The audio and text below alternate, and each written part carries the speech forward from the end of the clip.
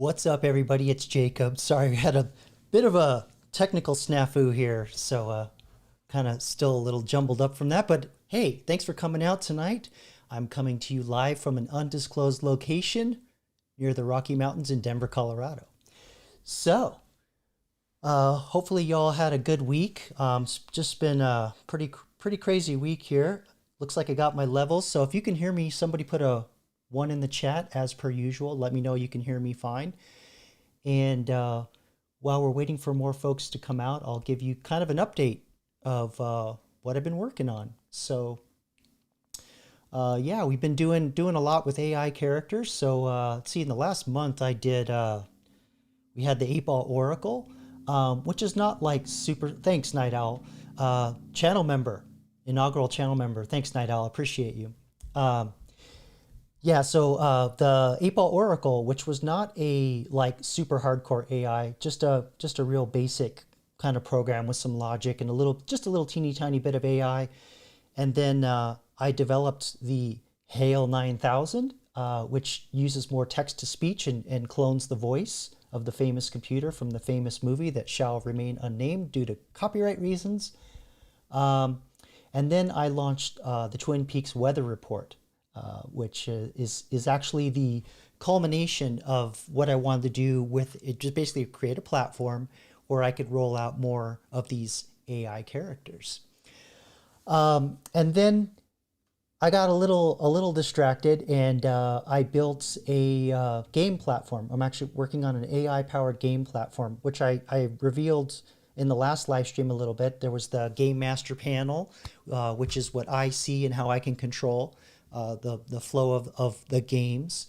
And then there's the player panel, which you all would, when it's ready to go, you'll go out on the internet to a web address, sign in so that I can see your name and your avatar, and then bring that into the system. And yeah, so the first iteration is like a trivia-based system where I can push out the questions to your browser, and then you select A, B, C, D, all that fun stuff. And then the next level, which I'm mapping out now, is like, well, actually, let me show you real quick. I'll kind of show you the idea that I'm basing it on. Just give me a moment here. I had to reboot my AI system, and then I lost all my windows and where the heck I was. But it's all good. It's all for a good cause. Here we go. So for those of you that are old enough to remember, do you remember these books? This was a big thing when I was like 9, 10, 11 years old.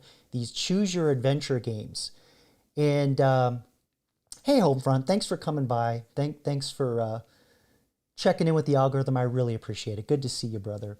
But yeah, so we had these books where you would, as you can see there, it says you're the hero of the story. Choose from 9 possible endings, and or I'm sorry, 39 possible endings. And some of those endings could be your demise, and some of them could be how you're victorious. But you don't really know until you read a chapter, and then at the end of the chapter, say you run into a bridge on one side, you got an army at your back, you ran out of your wizards. What do you do? And the book says, go to this page if you want to, go to this part of the adventure, or if you want to turn around and fight the army, then go to this page, all that kind of fun stuff. They were really, really fun books when I was a kid. So what I'm doing is I'm actually writing text-based adventures. There will be graphics. I'll kind of show you a more computer-based example that was popular when I was a kid. But yeah, so this was actually my favorite of all of them, The Cave of Time, and there was a whole slew of them. These books were a lot of fun. So when you were a kid, we didn't have them pooters like all you young kids have today on the phones and whatnot. So let me see if I have this. Where did I put that? Oh yeah, here we go. Da, da, da, da, da. Yeah, so it was just like a whole collection of them, and some of these got converted into a game. And yeah, so I like The Cave of Time. And then there was this, what was it? It was like the Space Vampire. Yeah, there it is. That was a good one.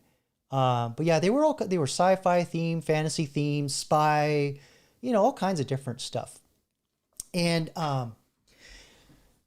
while these are games from your perspective, this is actually a business that I'm building. And the idea that I'm going for is the trivia mode. So I call it, they're different modes, right? So the trivia mode is a way for me to set it up so that IT professionals, like your boy, can practice for various certification exams. And we can bring, people on a live, and everybody can interact, and, they get the question. And then when the question's answered, it's explained in great detail, and the instructor can kind of go into it, and based on how much people get it wrong, he can decide, maybe I want to go more in that direction in the same vein, or everybody we'll go to the next kind of topic or the next vein of thinking. And then for the text-based adventure, the business application is very, very common in cybersecurity. They have table games where they simulate what happens when their systems get hacked. So like, who do they communicate, or what was breached? So if data was breached, who do they let know, and all that stuff. So it's like D&D, but for like cybersecurity. So that's my business use case for the product, but I'm gonna make it fun for y'all. So yeah, so I don't want to say you guys are my guinea pigs, but I want to have fun too, and that was kind of like my whole reason for building the platform. And there's a couple other levels. I won't bore you with all of that, but I just kind of want to show you like what I'm planning for you guys. But there's one more cool thing that I wanted to show you for the text-based games. So the natural evolution of these was to go from the books to video games. And so when I was a kid, you probably all remember like the Atari 2600. That's really popular with the joystick. But before that, we had the Commodore computers. Hold on here. Let me stop jibber-jabbing and find what I was looking for here.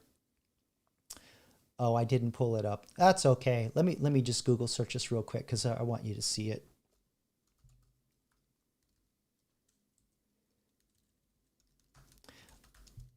But yeah, I had a Commodore VIC-20. So that was the predecessor to the more famous Commodore 64. And that's how I learned how to write BASIC, which was a very popular language at the time. And a lot of these, the books that were translated into video games, which I'm going to show you one of, they were written in BASIC. And kind of like, it was sort of like the era where before cartridges, you had to put a cassette tape, and the tape would roll and it would load the program. Very slow, very, very, oh, crud. Let me see. The guy who wrote a lot of those games, his name was Scott Adams, not to be confused with the cartoonist. But they were text-based adventure games. Here we go. Darn it. Anyway, I won't waste more of your time. But basically, it's just the text-based game, but there's like graphics and basic sound effects. So that's what I'll be doing is I'll modernize the graphics and the sound effects. Um, but I have to come up with original stuff so I'm not violating copyright, of course. So let's see what some let's check in with a chat here. I think the regulars have arrived by now. So let's see who's all in here. So let's see. So we have, I don't know if if you made it, Lily, but let's see. Oh yeah, I went live, so it cut off where, so I can't show your chat. But yeah, Lily was Sophie. So for those of you that know Sophie regularly, she got a different account. And so hopefully she's still awake. Otherwise, we'll catch you in the replay, Lily. And, comment and I'll answer, catch up with you later. And of course, we have Ethan, who's a regular. Welcome, Ethan. Thanks for coming out tonight.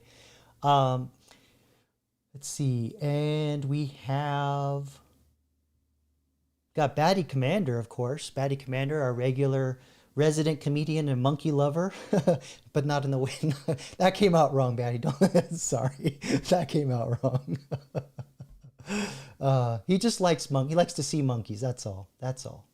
And then, of course, we have our channel member, Night Owl. Thanks for coming out. I was kind of wondering, I haven't seen you in a while, so I'm wondering if maybe I maybe gave you the AI bug and you went off and dominated the medical industry or something with AI. I thought, oh, he made it. Doesn't need us anymore. Oh, man. Let's see. Oh, and Rexus. Rexus, thanks for coming out tonight. Another channel regular. And yes, cold mediums are always better than hot mediums. They require you to interact with the medium. So referring to the books. That was, it's funny because when I showed the picture of that book, I remember the smell. It's funny. I missed the smell of the books. There was a used bookstore that I used to go to where I bought those because, I didn't have the money to buy them new. And so, yeah, I go to the used bookstore and they were still kind of expensive because they were popular. But yeah, I just remember that smell of that bookstore. That was a really, really fun place to go to. All kinds of cool stuff in there.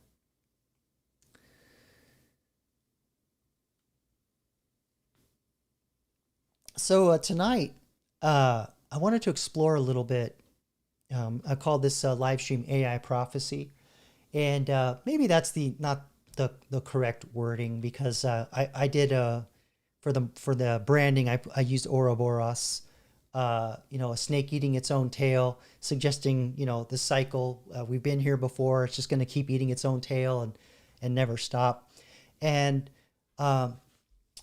mainly because there's all this hype around AI right now. And I've been through a lot of booms and busts in technology, but also, there was also the housing crash or the Great Recession, 2008 to 2010. And in the early 80s, there was, from the mid 70s going into the early 80s, there was actually pretty bad inflation and recession, very, very similar economic conditions to now, but not technology related so much. That was more of the boomers' parents, kind of like the tail end of them all retiring and cashing out all of their stocks and bonds and living on fixed income, and then like in the mid '80s or kind of early-ish, mid-ish '80s, we started getting into another massive boom, and that was when the boomers joined the workforce en masse. And so we started to have this massive, because they're a larger population, they started, producing like crazy. And that was a lot of the reason for that boom. But I kind of want to focus more on the dot-com boom as sort of like a parallel to what's happening now with the AI boom or the AI revolution. But I want to lay some groundwork. I'm going to tell you a little bit about my history. I don't really talk too much about my past, or anything more than me just being a cloud architect. Not because I don't trust you guys, but a lot of things that I say would not be popular in the C-suite or among stakeholders or people that have the money that want to build these things. I would totally get kicked out of boardrooms, no doubt. So I don't want like anything I'm doing here connected with my you know, LinkedIn profile, and I write articles and white papers and stuff, and I publish over there, but here, it's separate. So I did that on purpose, just to kind of protect my career a little bit. But so I just feel like there's a lot of hype and a lot of things that are going on, just like in the dot-com boom. So I wanted to talk a little bit about that. But for my background, I graduated from college in the mid 90s, and I got a job with IBM. So I'm an ex-IBMer, worked with IBM for a few years, going into the dot-com boom in Silicon Valley. So I was around it. I saw all the big tech companies do, all the hype, I had friends that would jump ship. So I had one buddy, he left IBM and got a job with HP, 40% salary increase. And then 6 months later, he jumped ship again. I forgot to where else he went, but he did that, I think 4 times. And he basically like quintupled his salary in like a year and a half. And I was like, something's going on. This is not right. And the other thing is too, the guy was a total moron. He didn't know what the hell he was doing. He just knew the buzzwords, right? So yeah, he kept, I think that's what, he wasn't there long enough to like produce anything. And then he'd go, yep, well, I got HP on my resume. Now I'm over here, pay up, bro. Yeah, that was, kind of a funny thing. But yeah, I saw that a lot. I had another friend that I at my college. I didn't actually know him at my college, but he graduated and ended up at the same IBM facility that I ended up at, in Silicon Valley. There actually were 3 of them that I was associated with directly. There was the one that called Blossom Hill. That's where they actually built the first hard drives that were used in, the big box computers like mainframes, like in Star Trek, the talking computer, although the computer didn't talk. But, in the old videos, you see the tape spinning and then going the other way and then going this way. That was what they call serial access. So you had to go from beginning to end of the tape, to find your program and then load your program. But with hard drives, the innovation is that you just move an arm and go, boop, there's my data, grab it, random access. That was a huge innovation.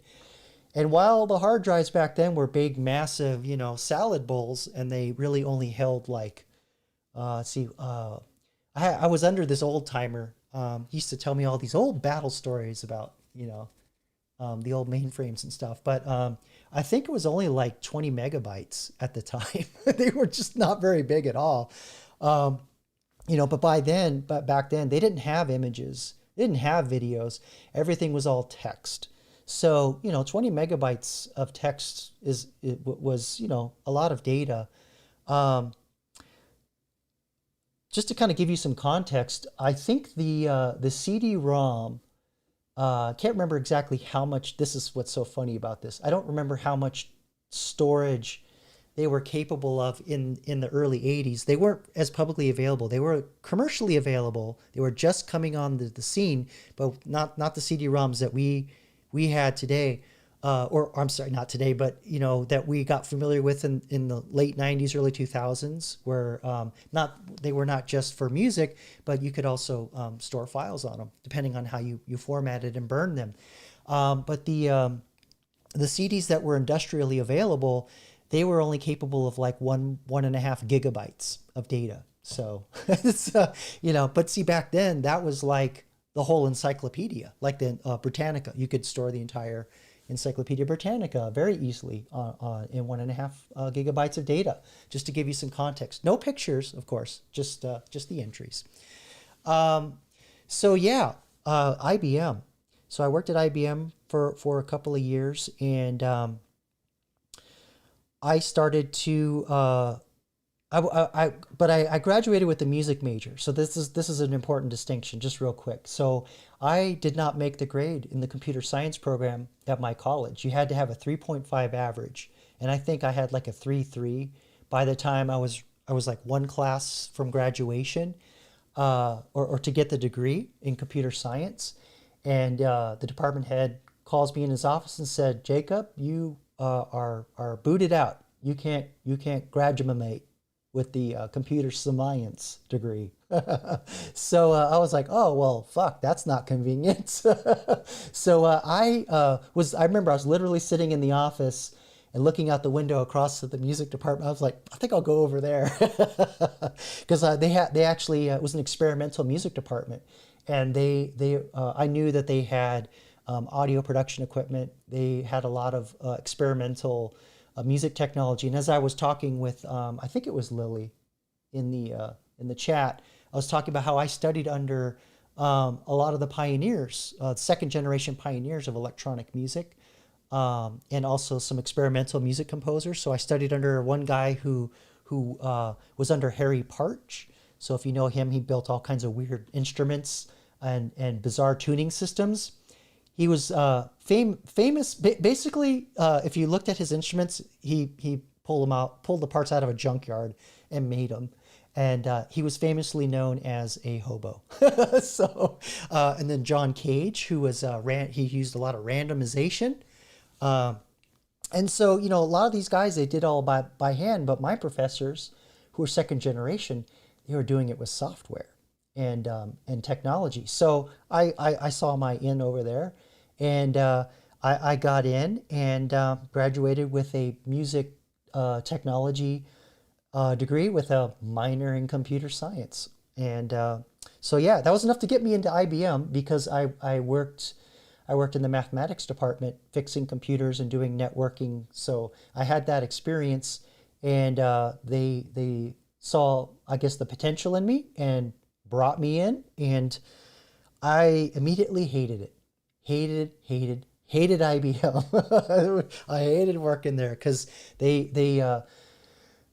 did not give me the job they promised me, and so I was resentful over that. And then they kind of lumped me in with all the people that were retiring, and they were not motivated. They weren't sharing any knowledge.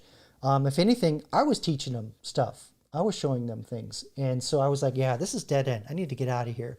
And all that web stuff was happening, Hey, man, I gotta get in on this web shit. And so I started to learn how to make websites. And so remember, I have a music degree, and I had some connections in the music industry, not a whole lot. And so stick with me, kids. There are some connections to what I'm going to get to, but I just want to give you the background. Why you boys got the hippie long hair, but does all the computer stuff, okay?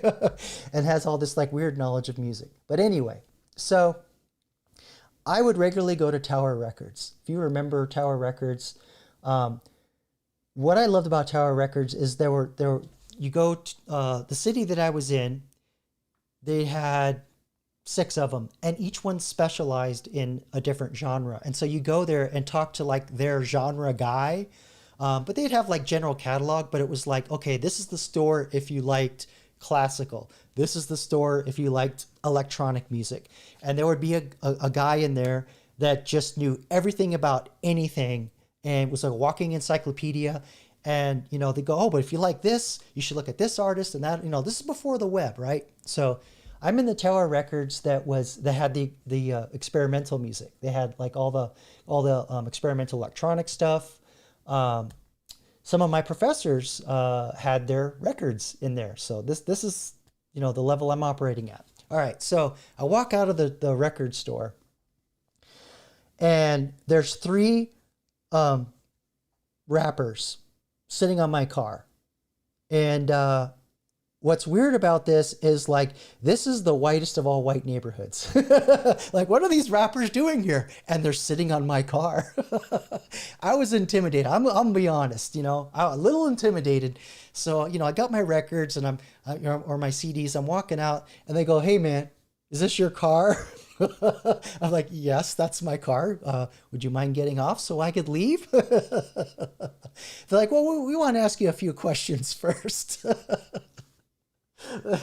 Oh man, now I think about it, it's so ridiculous.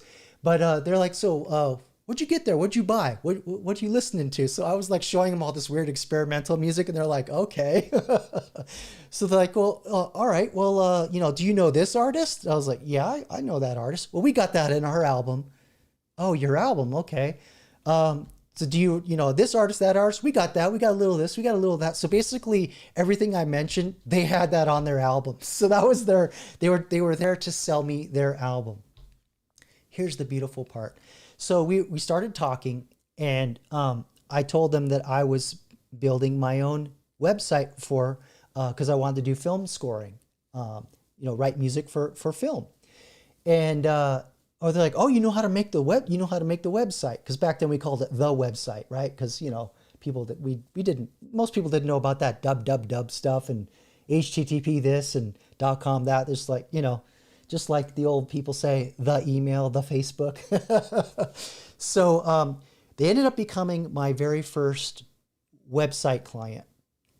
And we ended up, after I built their website, and their album was really good, by the way, really, really good. I don't know if I still have it. Well, I got rid of all my CDs. I might have it somewhere on a hard drive. But anyway, it was really good. And turns out that they played live a lot, and I got to know them pretty well. And they basically were all janitors at Stanford University. That's where they got their money to pay for the website. Was like they all saved up and chipped in from their janitorial jobs, and they would go into like the subterranean hallways and use the acoustics and like record and like do all the raps and stuff down there. It was very guerrilla. I loved it. And that's what kind of got me into the independent music spirit, which was kind of happening was going to begin to happen in short order. I won't say more about that, but I eventually founded a web hosting company that specialized in music artists. So I won't say more than that. I don't want to give away too much. I don't want to dox myself, but I did pretty well with that. And see, I'm trying to. I don't want. Maybe I shouldn't name drop. But anyway, because I could get connected. I try not to connect me to my career on the other side of the IT. But anyway, yeah. So I tell you all this merely so that you know that I have been in technology a long time. I know about the .com boom and the bust, and I was in the thick of it, and I saw it firsthand. And a lot of money was made, and even more money was lost. So I kind of want to show you what we're going through now and the parallels of what I saw back then. So let me pull up some charts here, or actually, let me give my brain a rest here. Yeah, it's so weird to talk about all that stuff. It's just like a totally different life. I ended up working with a gentleman that he used to work at Warner Brother Records, and they fired him, and he still had the login and password to get into all their systems. And yeah, he was doing all kinds of stuff to like drum up business. He was a character.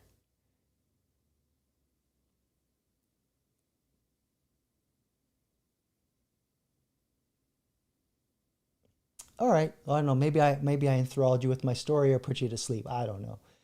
But let's see. Let me call up here. Let me just get it ready before I show you what I want to talk about.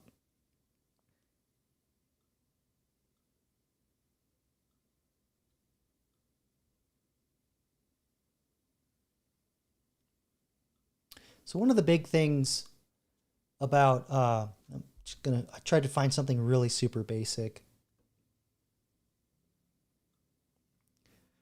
Hey Adrian, you're new here, aren't you? Thanks for coming out tonight. Welcome, welcome. By the way, everybody, if at some point I will bring on the AI characters, so if you want to interact with them, you do need to be a subscriber, because the interaction is through the live chat. So subscribe now. It's about a 20-minute window, and if you haven't already, please like the stream. Got to tell the algo that you're digging the vibe. And at some point, just go into the comments section and mention something that you liked or hated about it. Appreciate it. But anyway, let's see. Yes, the .com tech bubble. So I want to talk about some commonalities here. So it's usually around the flow of money, right? So stocks, all right. Let's just be real. Stocks and shareholders. This is really what it all boils down to.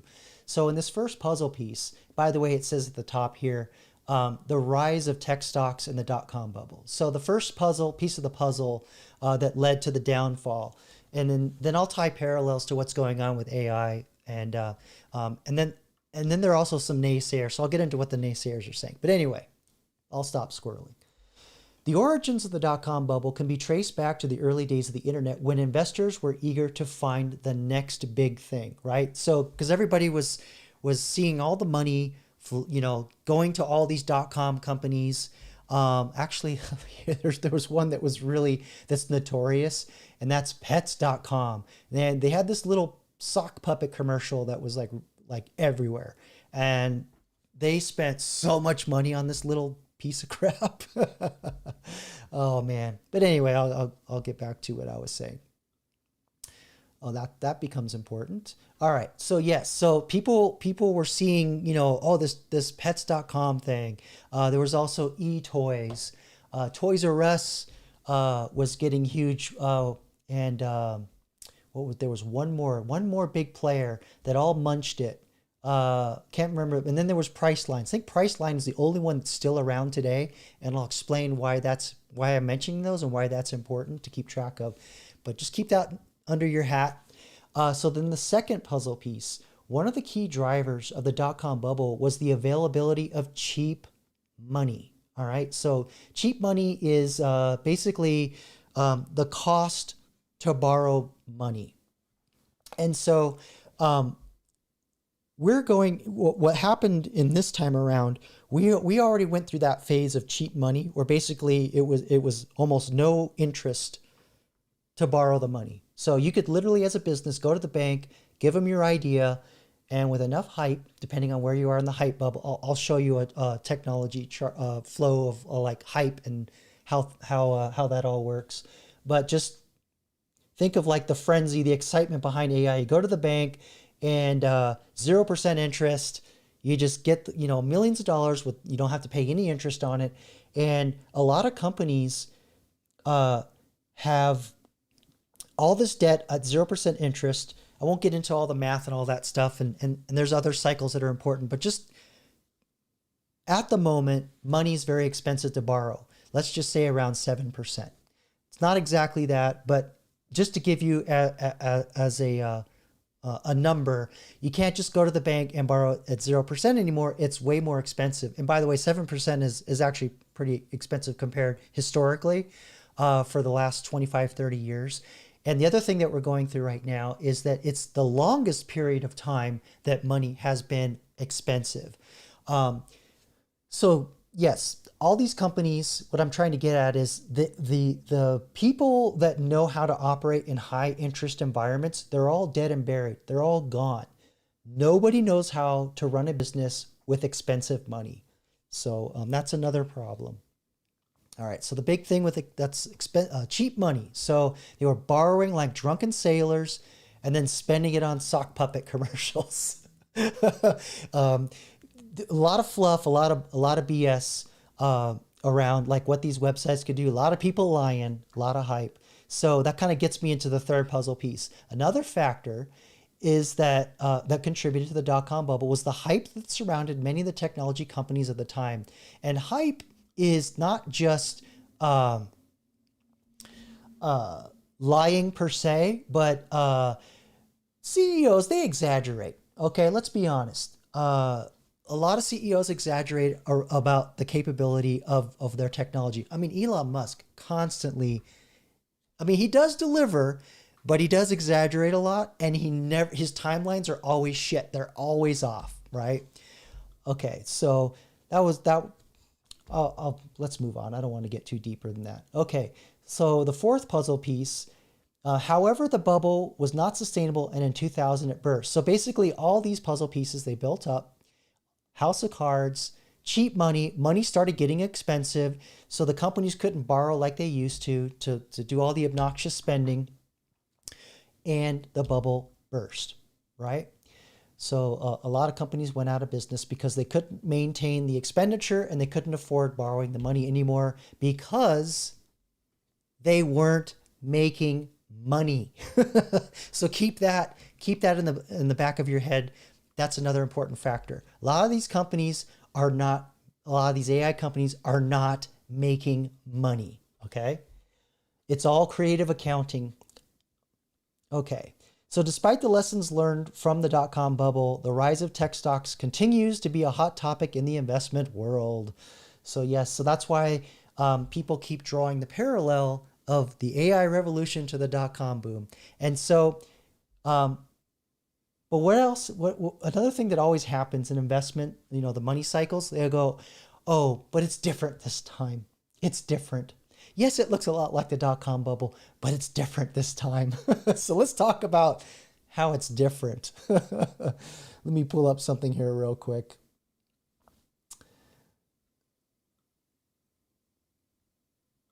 Uh-oh, I lost my article. Oh, here it is. Okay.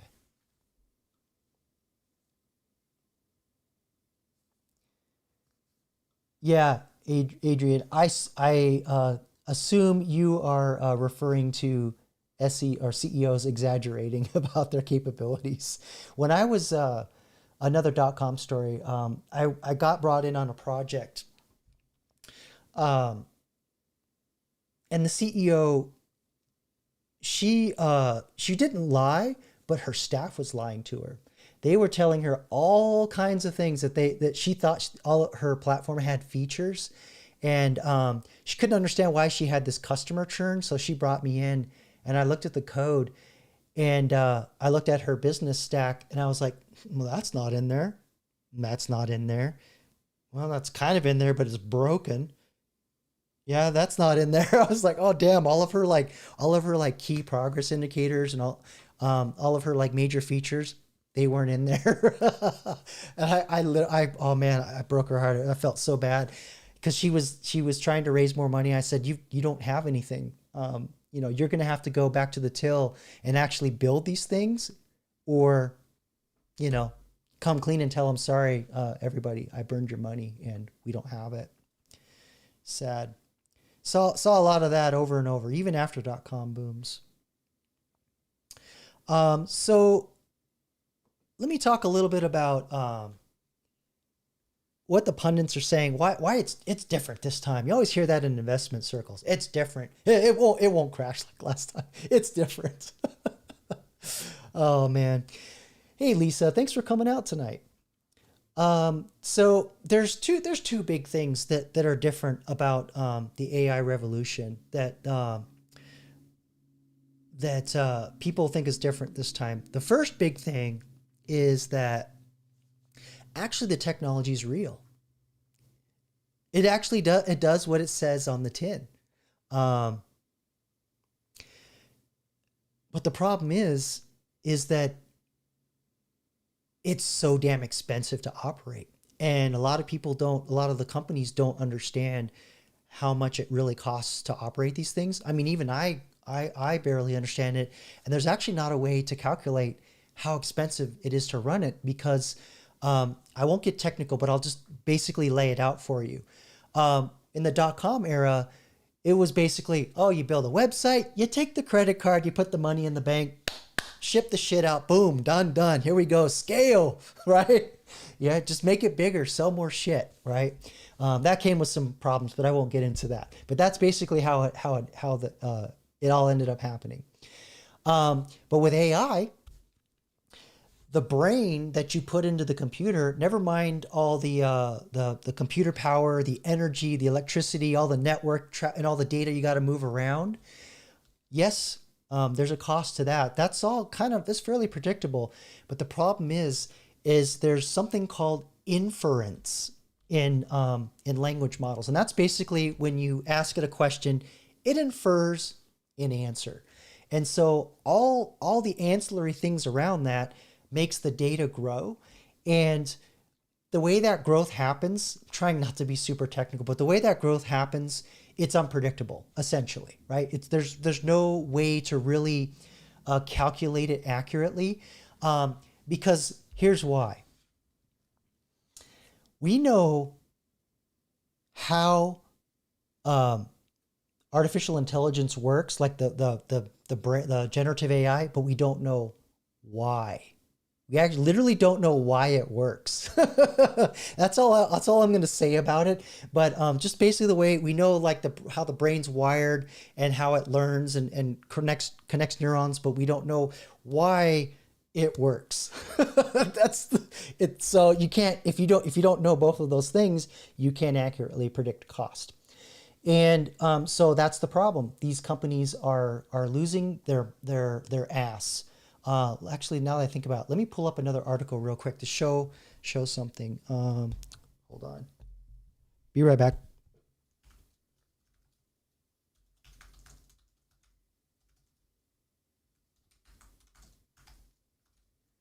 Just trying to find a study for you here.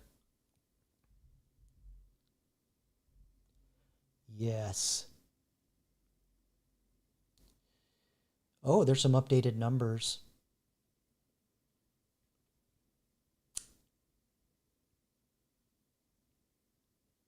I think it's the McKinsey report. Maybe it's Rand. Yeah, here we go. I just want to show you the number. So right here, by some estimates, more than 80% of AI projects fail. Twice the rate of failure for information technology projects that do not involve AI. So already tech is prone to failure. That's something that's classic. That's a pretty generic number, but I just want to illustrate for you that a lot of companies really don't know what the hell they're doing.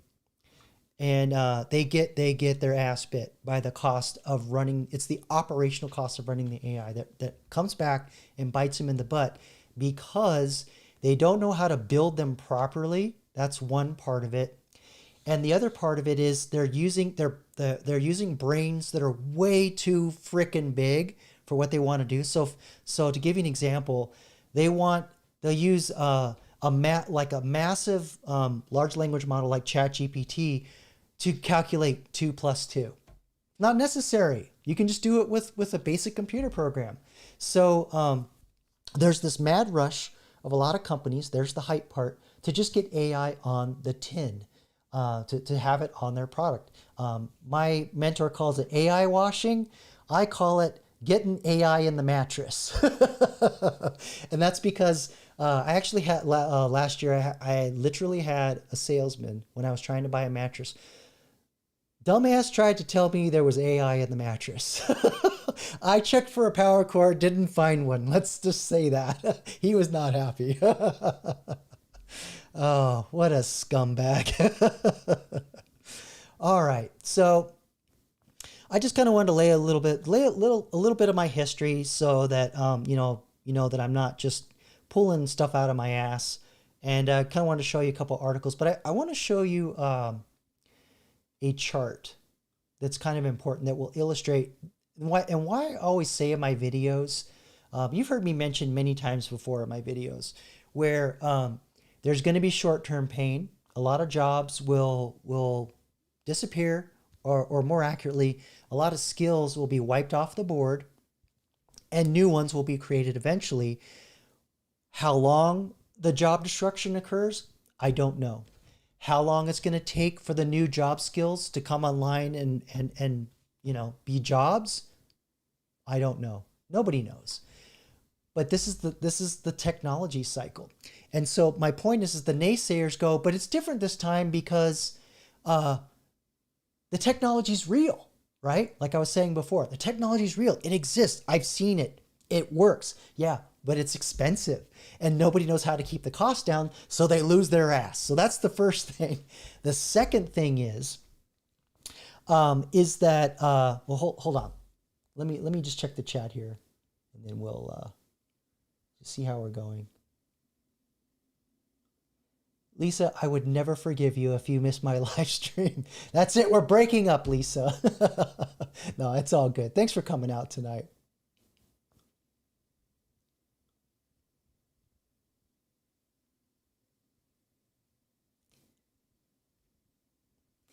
Yeah, either I'm really interesting or really boring. The chat's just not moving tonight, so that's good. That's good.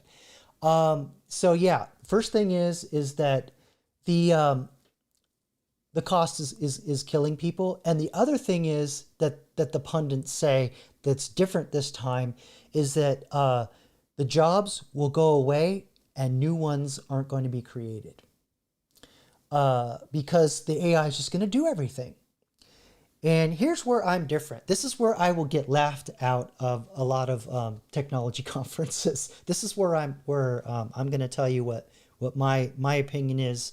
Um, I think that, like I mentioned before, nothing's new here.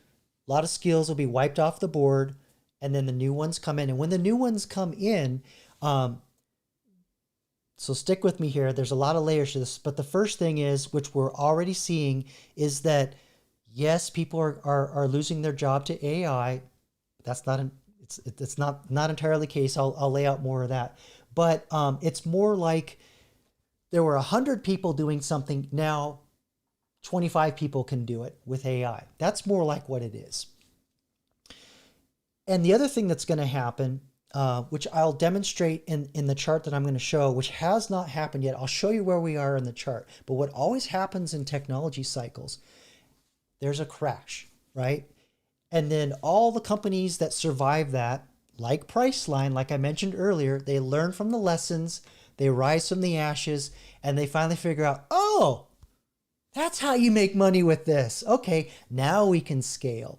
And what happens is, along with that scaling, or where their company gets mature, the complexity increases. So with AI, what's going to happen is the new skills come in.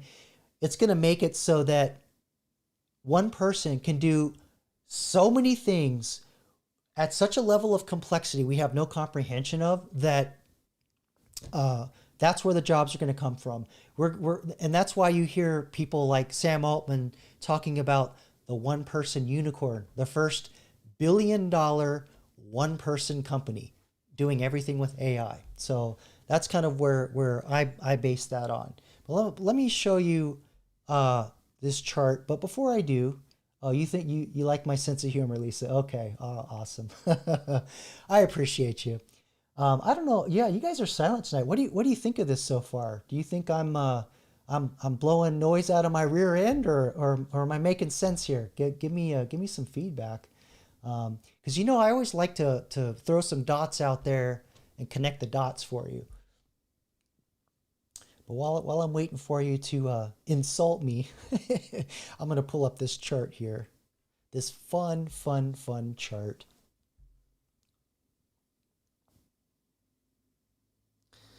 And I learned a new word today, kids. This eruption. I don't know what the hell that is. I thought it was disruption or something else, but I don't know what that is. Hey, no worries, Adrian. I'm pulling your chain. I know you're all listening. Okay, so all right. So I kind of want to go over this chart a little bit because I want to point out where we are, where I think we are, and explain some other things going on with the AI revolution or the bubble, because I think we're in a bubble, AI bubble right now. And I'll back up my my case momentarily, but I want to point out here at the top, there's this previous great surge. So I talk a lot on this channel about how every major innovation is built on the bones of the previous one. So we had the information age, which was built upon the innovation of electricity that was generated from steam, right? And then from the information age, we got the internet, which basically was able to move that information around, and networking and dealing with lots of data. And now AI could not exist without the information age, electricity, all that stuff, because you need the data, you need to move the bits around, you need the internet for people to access it and talk to it. So, built on the bones. Think Necropolis, right? So that's the previous the great surge back here. So they're saying, the Industrial Revolution, steel and electricity, mass production in automobiles, and information technology. And so then when the new stuff comes in, you got this start of the decline of the previous technology phase. So that's the beginning of the skills being wiped off the board, right? That I talk about, where jobs, the net effect is that jobs disappear, but really it's skills aren't being needed anymore. And I'll demonstrate something really interesting. It's a kind of a neat way to kind of see that happen over history. But then we have the frenzy. So this is like the venture capital, the funding based on speculation. So this is like early money, big money. And then as you get to the top here, this is where like the dumb money, the public start chasing. So this is where the .com, pets.com comes in.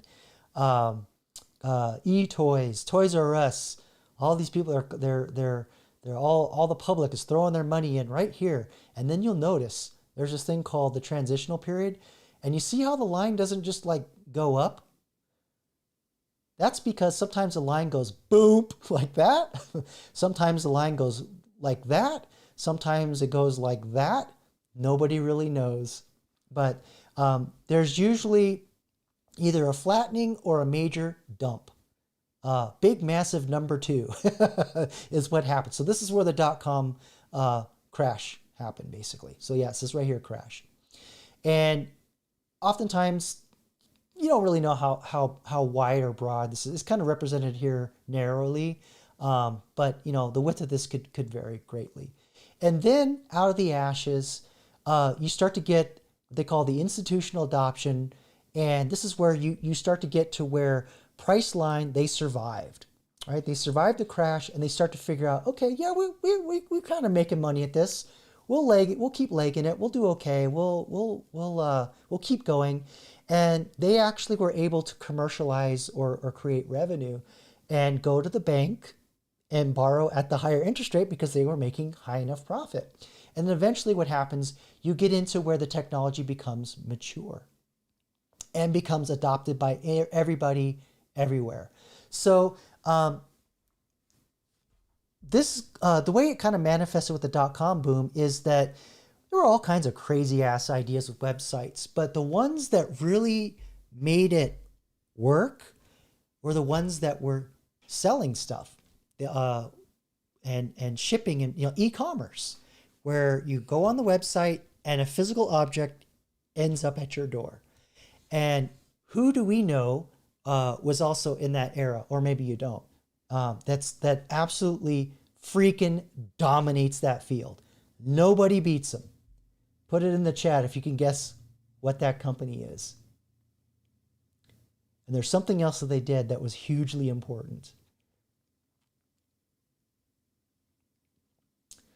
And don't get sauce on your phone, Adrian. I don't want you to like damage. I'll just say it. You're all killing me with the delay. It's Amazon. It's Amazon. Oh, you got it, Night Owl. You got it. Yeah, it's Amazon.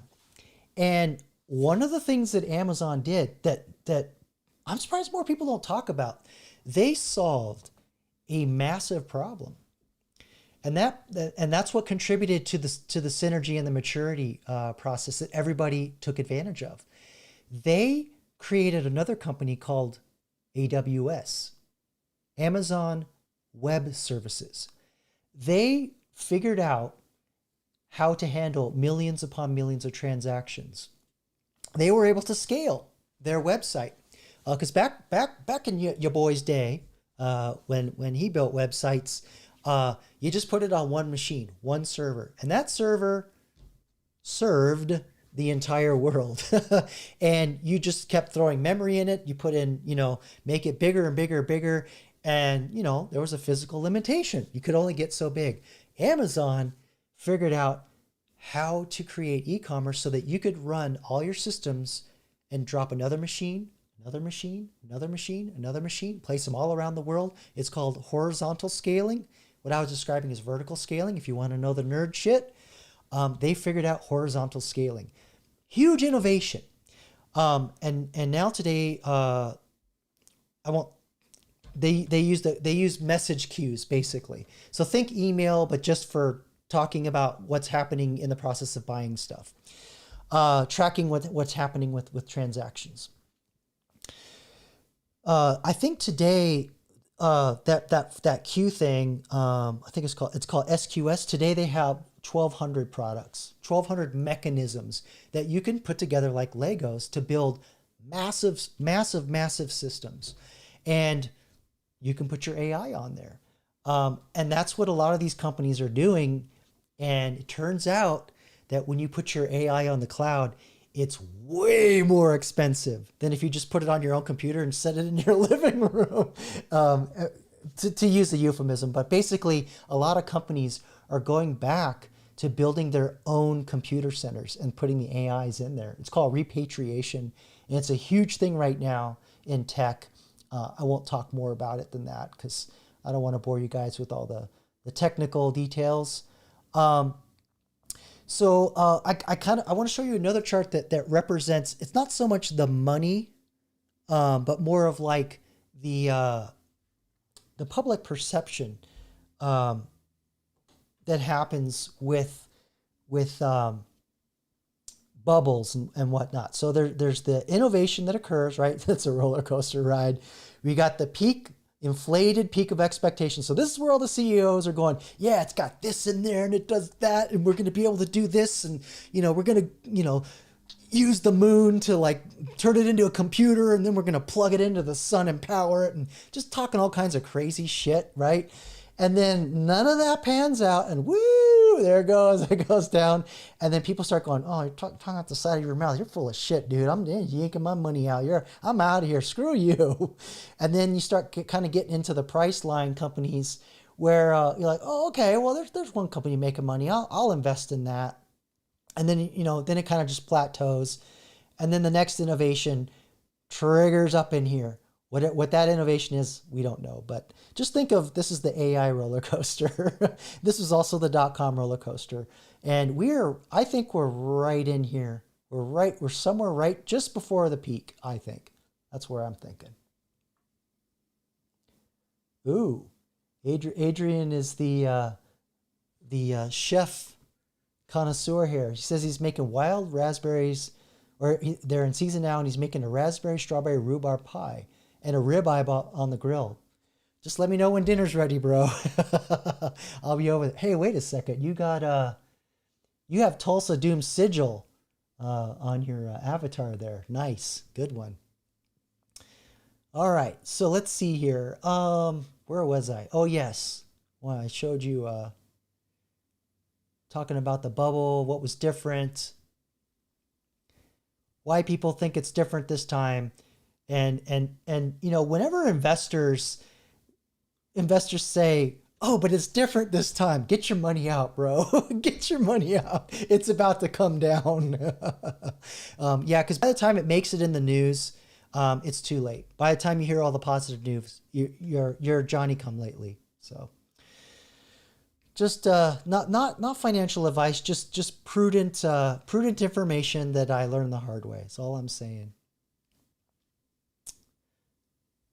So to kind of like go back in time to show you how people talk about technology, I actually found a BBC video in their archive it was made in the year 1980, and 1980 was actually a really big year because the desktop computer was starting to enter the workforce. And so I want to tell you a couple little stories about my family and how technology affected their lives. So it's not always big tech, right? It's not necessarily big tech. So I have a lot of my aunts worked in typing pools. So I don't know if y'all know what a typing pool is, but I'll show you a picture. This is pre-computer.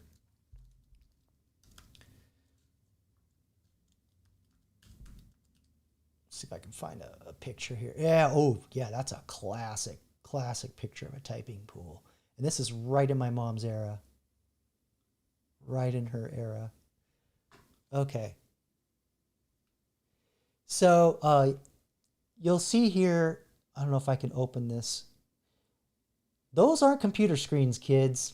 That's probably shorthand. There was a language, a shorthand where best way I can explain it is sibilances or right? You're shorthanding how the words are being spoken so that you can you can dictate in real hand. So a lot of these women would go into an executive's office, and I don't know, that doesn't look like shorthand, but I know my mom did it, and she would translate the dictation and type it out because the dictation was like, a letter to, a supplier. This is before email, right? So maybe you're starting to already connect some dots, but you can see how some certain technologies came in and just wiped all those jobs out, right? And you'll also notice they're wearing headphones. They're not listening to music, right? This is before Walkmans. Oh no, actually that's an 80s blowout. So this is in the 80s. But the point is they're listening to dictation. So they would have like mini recorders, and executives would talk in their tape recorder, and then they would type what they were listening to. Oh, totally 80s. There it is. We got our Kajagoogoo hairdo right there. Hush, hush, shy, shy. Type now. All right. And, typing pools were around for a very long time. So here's one.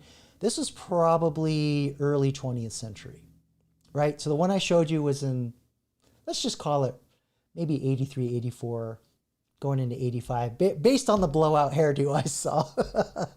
Yeah, so, and then we have our suffragettes here, with smiling for the camera, typing on their typewriters, right? So the desktop computer comes in and starts landing on the desk and wipes out all these jobs.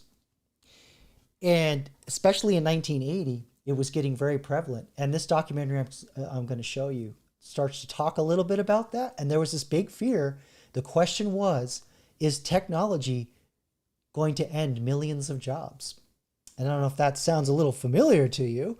But yeah, the typing pool is another classic job, or, they eventually would become more like secretaries or executive assistants.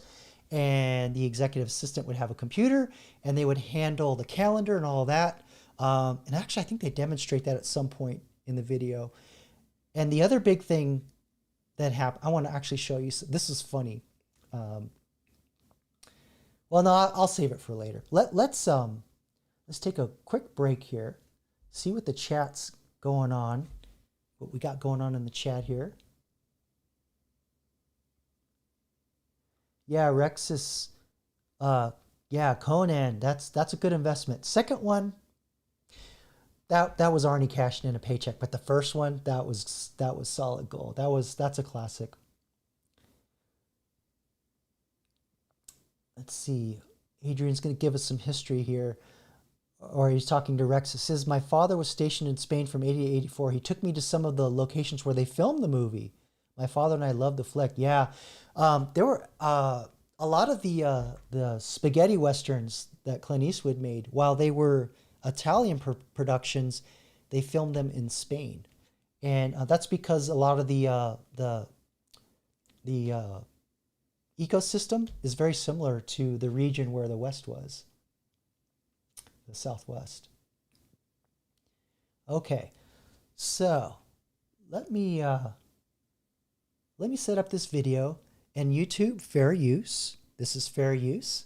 I will pause frequently for fair use purposes, but also I do have a lot to add. And I do want to tell one more story about how the typing pool affected another family member. So let me go back to this. I had an uncle who started a business that repaired typewriters. And the copy machine arrived on the scene in the mid to late 70s. We didn't call it copy, they're called Xerox machines. And these things were absolutely massive. In fact, let me see if I can pull up a there's a classic commercial that's it's cool. It's really cool. But I this is what I did when I was in high school and college. I operated a massive copy machine.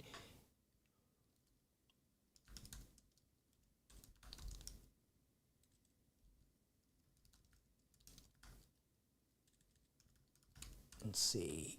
Yes, here it is. And I'm in the wrong window. Bear with me here. This is live. I am improvising.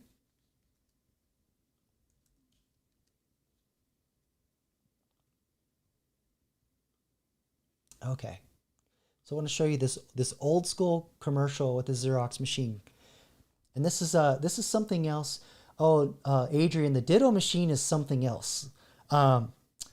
Yeah. When I was in kindergarten, it was a hand cranked. They were also called mimeograph machines. Let me see if I can call up a picture of that. But basically, that's how they were purple. The copy was purple, and I don't know what chemical they used, but man, we'd huff on that. Woo! The teacher was like, "Please stop sniffing the homework," because it was a little intoxicating. It's them 70s, my man. Let me see. Yeah, the Ditto machine was the nickname, but I think the official moniker was mimeograph. And yeah, they were usually hand cranked. Yeah, here's one. Yeah, that's about the right era. I'll just show it to you really quick. So yeah, it was hand cranked, and the image was on this drum here. I don't know if you can see my mouse. Yeah, there was a drum, and you would wrap it around in the image of what you want to copy, and you just crank that handle and be a chicka, chicka, chicka, chicka, and there was like some kind of goop in there, and that's how it would transfer the image. So it was like some kind of chemical process. Whereas the Xerox machine, it like the laser printer we have today, slightly different, but the laser printer literally uses a laser, and it would burn the image, it would scan super fast, can't see it, and then the paper would roll over the drum where the image was being burned in, and the toner would be attracted to the heat. It's a similar process with the Xerox machine, except it was using flash photography. Wow, why do I remember all that shit? But anyway, let me show you this old commercial. It was really cute, but this is the machine that I operated. These things were absolutely mammoth, and if you got a paper jam, you had to be a frickin' Einstein to fix the damn thing. I was really good at it too. Let's see if I can. Ever since people started recording information, there's been a need to duplicate it.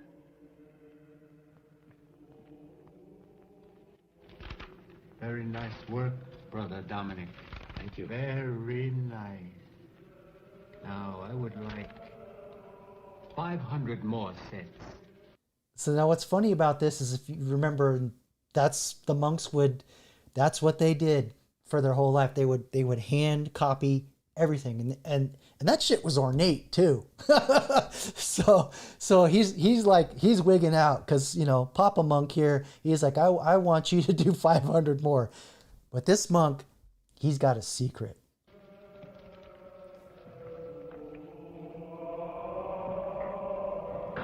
Brother Dominic, how are you?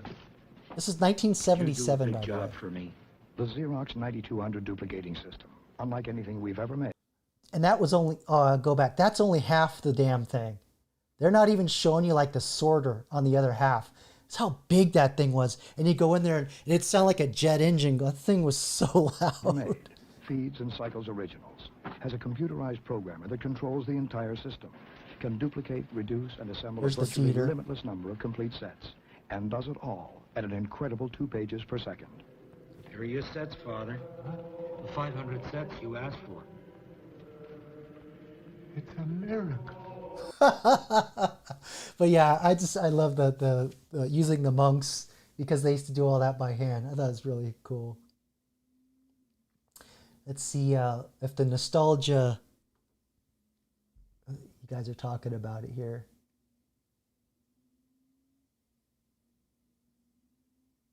Yeah. Oh, so I guess Adrian, you're more in my age range, so you remember the smell. I learned there was this salty old repairman who'd come in and maintain the Xerox machine, and one of the things with the you get these massive cartridges that would have the toner in them, similar, you know, powder that you put in the laser printers today. It's a little different, but the concept's the same as a very thin powder, and inevitably I'd always get it on my hands. Soap wouldn't get it off. Solvents wouldn't get it off. Nothing worked. Sticking your hand and flushing and trying to get the swirl to get the toner. Nothing worked. And the guy was like, oh yeah, I got you. Here you go. And the only thing that would get the toner off your hand was the green scrubby on a sponge. Just, super quick, comes right off. Whatever. I was like, holy crap, you're a genius. Yeah, it does bring back memories. In the 70s, everything was like super analog and very ka-chunky, like those buttons, you like cook them and they go ch-ka-ka. Like even the old keyboards on the computers, they're called mechanical keyboards because it's not like with the Apple, it's like these little chiclets. Keys are like that big and you push them, they go chick-king. Sound like you're firing off a Gatling gun or something. Especially if you could do like 120 words a minute. Oh, so Night Owl, yeah, that's right. You're in my age group. Channel member, our inaugural channel member. Says, shorthand is no joke. I had a manager in another department who had conflicts with my manager. Whenever there was a dispute, she had her shorthand report ready when they had to resolve the issue. Yeah. Record of note. Nice. Nowadays, you just chuck the iPhone or the phone on the table and record it. And that's funny too, because like you don't need the dictation because the software just dictates for you, and you just take that text and do whatever you want to do. Yeah, stenography.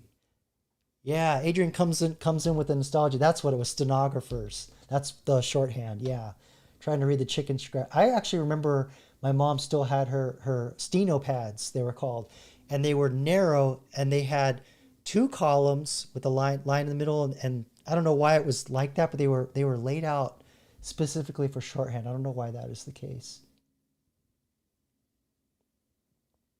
Yep, shorthand saves a day, resolves, taking notes.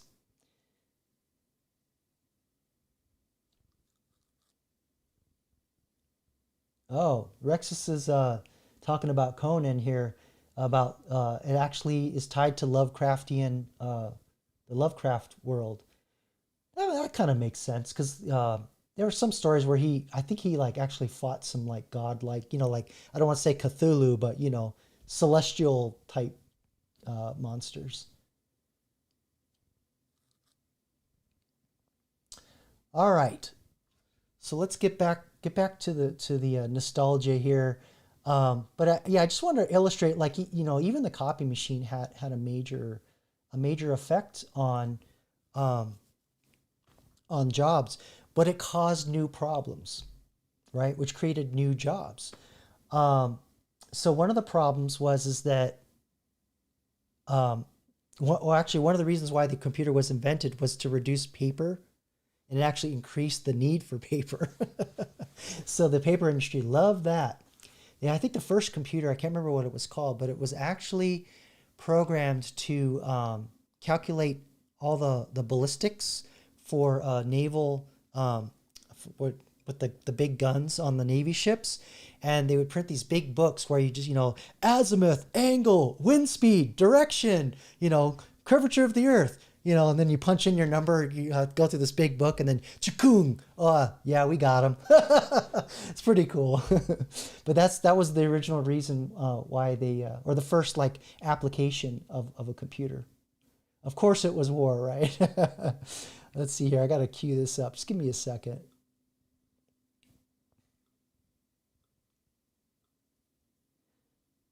There we go. So let's fair use YouTube.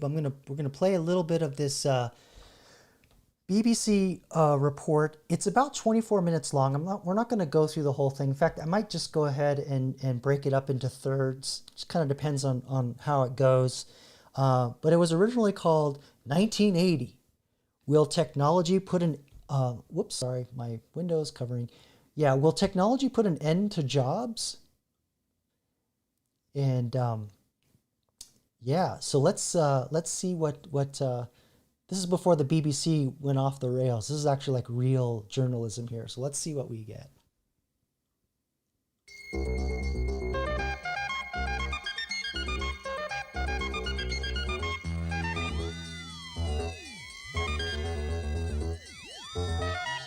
Fair use, YouTube. Fair use. All right, let me skip because I don't want to set anything off. So, and what of the future?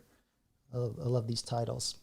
So I think what they're going to do is they're going to talk about, this is 1980, and the Washington, even though it's BBC, I think it's Washington, D.C. Metro was just modernized. Synths.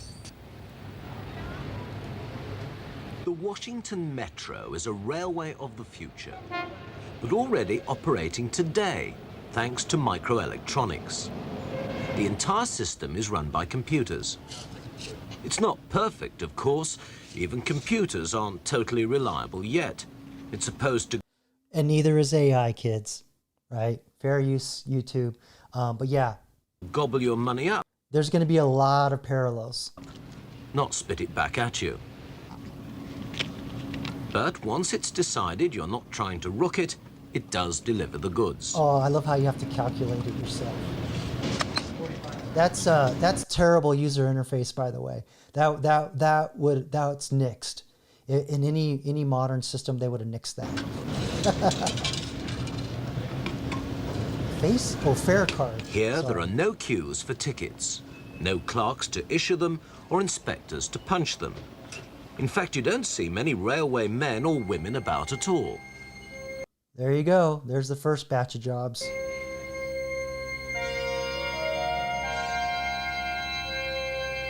Yeah, that was state of the art back then. Look at that architecture. It's that Soviet oppressive crap. I hate that. The concrete.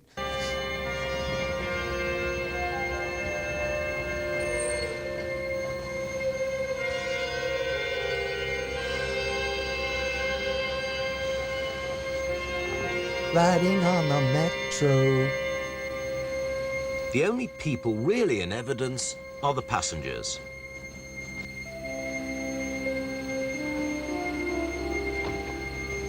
The system is clean, modern and efficient. All the work is done quickly, safely and economically by computers. They obviously hadn't experienced graffiti yet.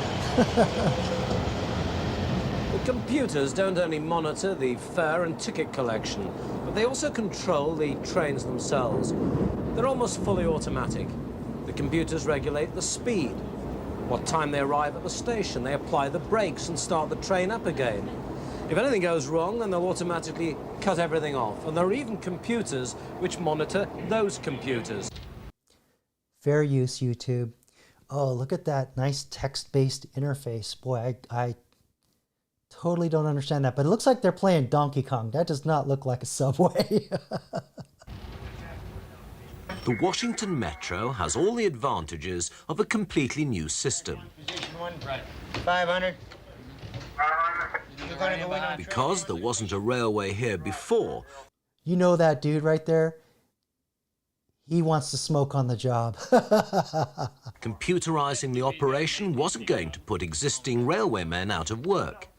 That's why the unions were willing to accept these low staffing levels. Yeah, because they had to do less work. Exits on G Street at 7th and 9th. Seriously, dude, that looked like the Millennium Falcon. But yeah, so getting the unions to sign off on it, that would have been a major hurdle. And this is something that I deal with as a cloud architect, and I'm building these systems. You go into a company, and oftentimes they see it as a threat. And, you know, rightly so to a degree. But I always try to make sure that the company is going to incorporate empathy and emotional intelligence in the new flow. Don't just, put on a chat on your website and then wonder why all the customers get pissed off because nobody's talking to them or shows any empathy. It's a very common problem. But anyway, back to it. Fair use, YouTube. I know what you mean by smoke, Now, Daddy. it would Shame be on you. possible for passengers like me to be the only human beings involved, but as you've just heard, there is one person on board the train because they've deliberately built in a human factor. People like to know that there's people with people. So we have a computerized system to the edge of the state of the art. But then we always have a human being that you can contact. In the Okay, so this is actually really crucial. A lot of times companies with AI, they're so quick to just push people out. And it's interesting to see how even back then they understood you don't want to remove the human element completely. So, but anyway, I'll let him finish his point and then I'll expand further. mezzanine, there is always a person that you can ask for directions. Or if one of the machines goes down or goes bad, then he can make minor repairs. In the head of the train announcements are made with a real live human being, even though we're capable of making it computerized. What's the real significance of using new technology on this? Does it mean, is it a pointer to what everything's going to be like in the It future? makes it safer, it makes it more even of operation, it makes it cheaper than hiring hundreds and hundreds and hundreds of people whose salaries go up continually through the ages, whereas the machinery doesn't. Okay, so there you go. So what I wanted to get to is that, see how like the cost of operation, he's saying it's predictable, you know, and it's safer and all that. But with AI, the cost keeps going up. So that's another big thing. But I also like how he was talking about keeping humans in the loop. So that's not a term he would have used back then, but today that's a crucial part. Because even back then, they understood computer programs don't have judgment, and you can't program for every contingency. So you need humans to jump in and pull the brake or do whatever, or be there to jump in if something goes really, really wrong. And while AI can help, can do a lot of things that the software couldn't do back then, we still have a lot of problems with the lack of judgment, hallucinating and thinking things that aren't really, correct, or, it's the same problem. It's just manifests differently. But it gives a wider horizon, wider mobility to the people themselves. Okay, yeah, I cut him off. I'm sorry. So the other thing he was talking about is our new jobs increase the quality of life. It makes, upward mobility and all that stuff. That was a big thing late 70s, early 80s. Boomers took great advantage of. But yeah, upward mobility. And that's another thing that a lot of the pundits are saying, that upward mobility will be gone because the jobs won't come back, because AI will do all the jobs. And I don't think that's the case. The only thing that might happen is if we get to the point where we have artificial general intelligence or super intelligence, where the super intelligence or the AI is sentient, it has self-awareness, and artificial general intelligence has problem-solving skills and creativity like a human. But still, I don't think it's going to be 100%.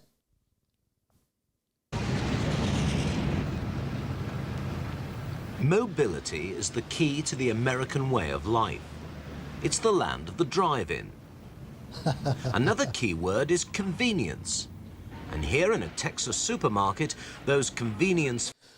Oh, dude, smoking in the store. That's badass. I could smell the tobacco.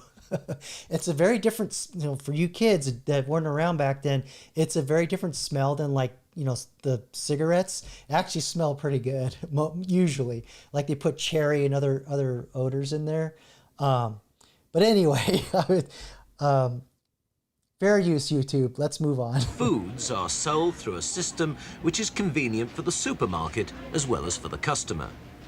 Every item on the shelves is labeled with a pattern of stripes. It's called a barcode. And soon we will have barcodes on ourselves. But anyway, just for fair use and other things, let me just look in the chat really quick, see what all you're saying. I remember when barcodes started getting on products and the registers that they'll show. I remember the registers because when I was a kid, they would. It actually took a lot of skill. You'd have the person on the register. They'd sit there and go, not look at a damn thing and just crank that shit out. It was very impressive. I just remember as a kid just being enthralled and watching them check you out. And then you slow the whole thing down by whipping out your checkbook and writing a check. Yeah, y'all remember checks? Endorsing a check. No, man. And they had a book where they were looking for people that are had like a picture and what their checks look like that were writing fraudulent checks in the area. Crazy. I think the FBI put that out.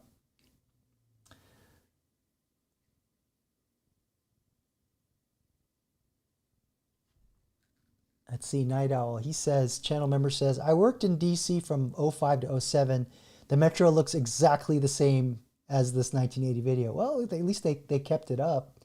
You know, you go to New York, man, their cars were terrible.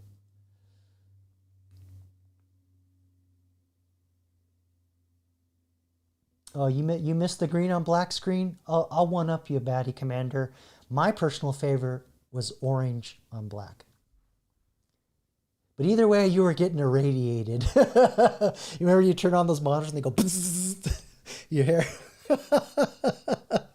The TV did that too, but yeah. There were actually data entry clerks that were getting cancer and they couldn't figure out why. And they realized it was when they were turning on the monitor, it was from behind. Because they put the shielding in the front, but they put or something with the shielding and where they sat in relation to the monitor, and they realized, yeah, just leave the monitors on all the time. Don't turn them off and on. Yeah, I know what you mean by smoke, Batty. I'm on to you.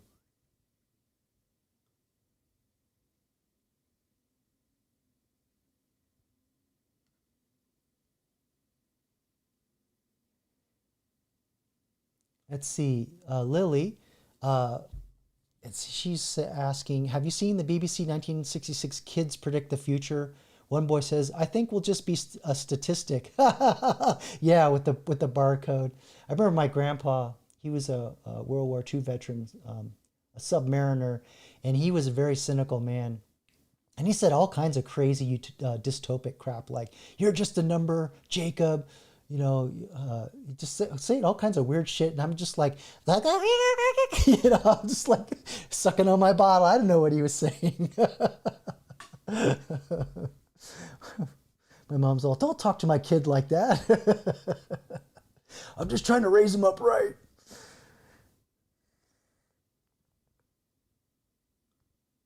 Yeah, AI and aviation is really huge, big time. Hopefully they'll modernize the air traffic control system because they've been talking about that since freaking Reagan.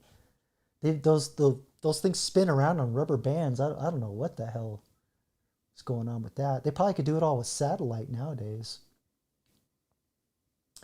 Yes, I know that you're worried that what is it? The red giant show is going to happen and the toaster is going to take over your life.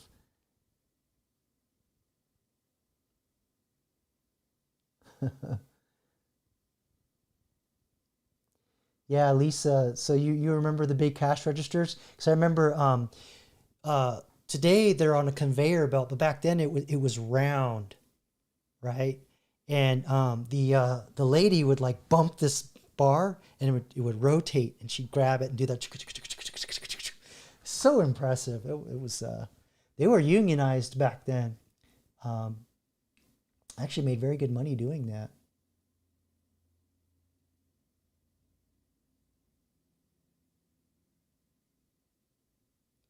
Yeah, you don't remember the orange and black CRTs?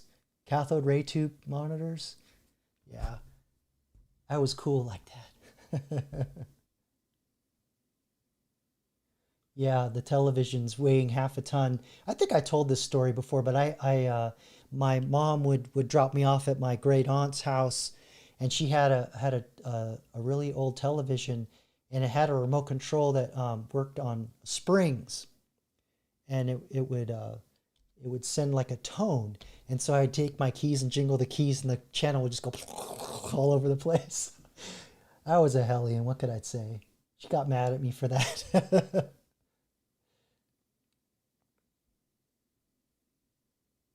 Yeah, Red Dwarf. Oh, that's the show. I love that show. Although the last one kind of landed on its face. But anyway, let's get back to the BBC. That was terrible. I'm sorry. I should not try and do accents.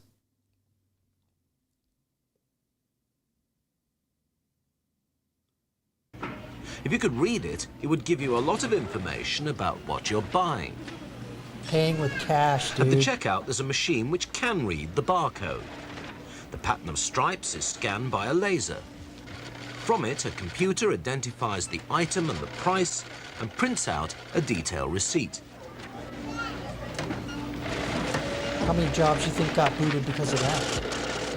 Soon, the same computer will be telling the manager when it's time to order fresh stocks. Oh, that's interesting. I didn't know they had the cash registers hooked up to their inventory back then. Wow. But I bet you accountants and bookkeepers probably lost their jobs. The cashiers have become packers. They can deal with 50 items a minute instead of 30. The whole system reduces the need for clerks, bookkeepers, Where's the saran and wrap for the accountants. COVID? In We're all New gonna catch York, something. even banking is going the self-service way. This is the headquarters of Citibank. Okay, so can any of you kids guess what major piece of technology was introduced at the end of the 70s and the 80s in banking? I know all my Gen X baddies out there will know. But I remember the first time I saw it, and I was like, what? Because my mom would take me to the bank, because back then, you didn't really have debit card, not the credit card, the ATM. The ATM, because the first ATMs, they were money cards. So not literal like debit cards like we have today. You went to the ATM to pull the cash out to spend the cash. And then some mad genius, I don't know when this happened, they're like, oh, well, we can just, slap the credit card on the debit card and just use that and introduce the credit card in, because then they started getting all their bank fees. So yeah, but the ATM was a major innovation. And I remember my mom would take me to the bank and we'd stand in line with everybody else, usually right around payday, just after payday on the 1st or the 15th, stand in line, go through that rope and get the cash for the week, right? Even though you could write checks, a lot of places didn't want to take checks. You still had to pay cash. So even checks were not widely accepted. So yeah, just a very, very different thing in day-to-day life was having to go to the damn bank and get your money out. And, I don't even know if like a run on a bank would actually happen today, because people could just use their debit card. So it'll just stay in there.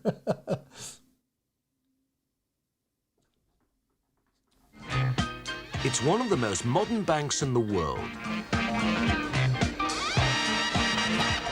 At Citibank, you don't queue up at the cashier's desk. Paying in, taking money out, it's all automatic. By the way, that 24-hour banking, that was huge. There's a reason why it's called banking hours, because they sucked. In this field at least, these customers don't seem to miss the social contact fair use, with you other two. people.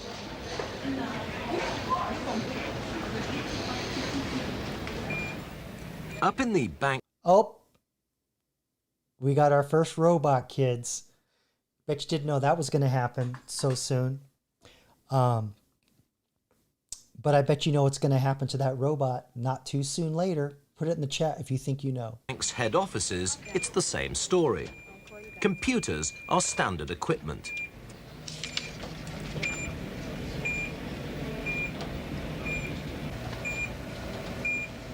That's the office postman, and it's not what you'd expect.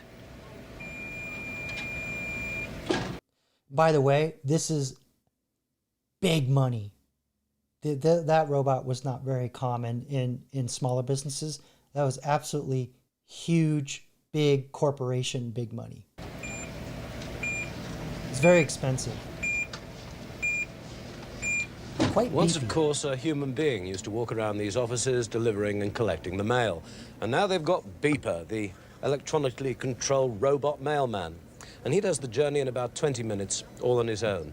But the irony is that elsewhere in this building, they already have electronically controlled offices.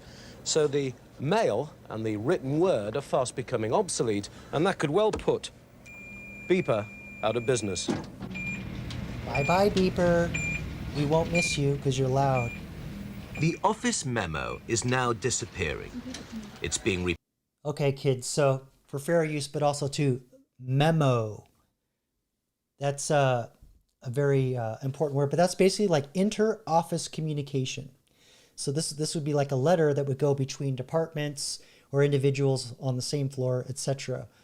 And what piece of technology do you think replaced moving that memo, that piece of paper around?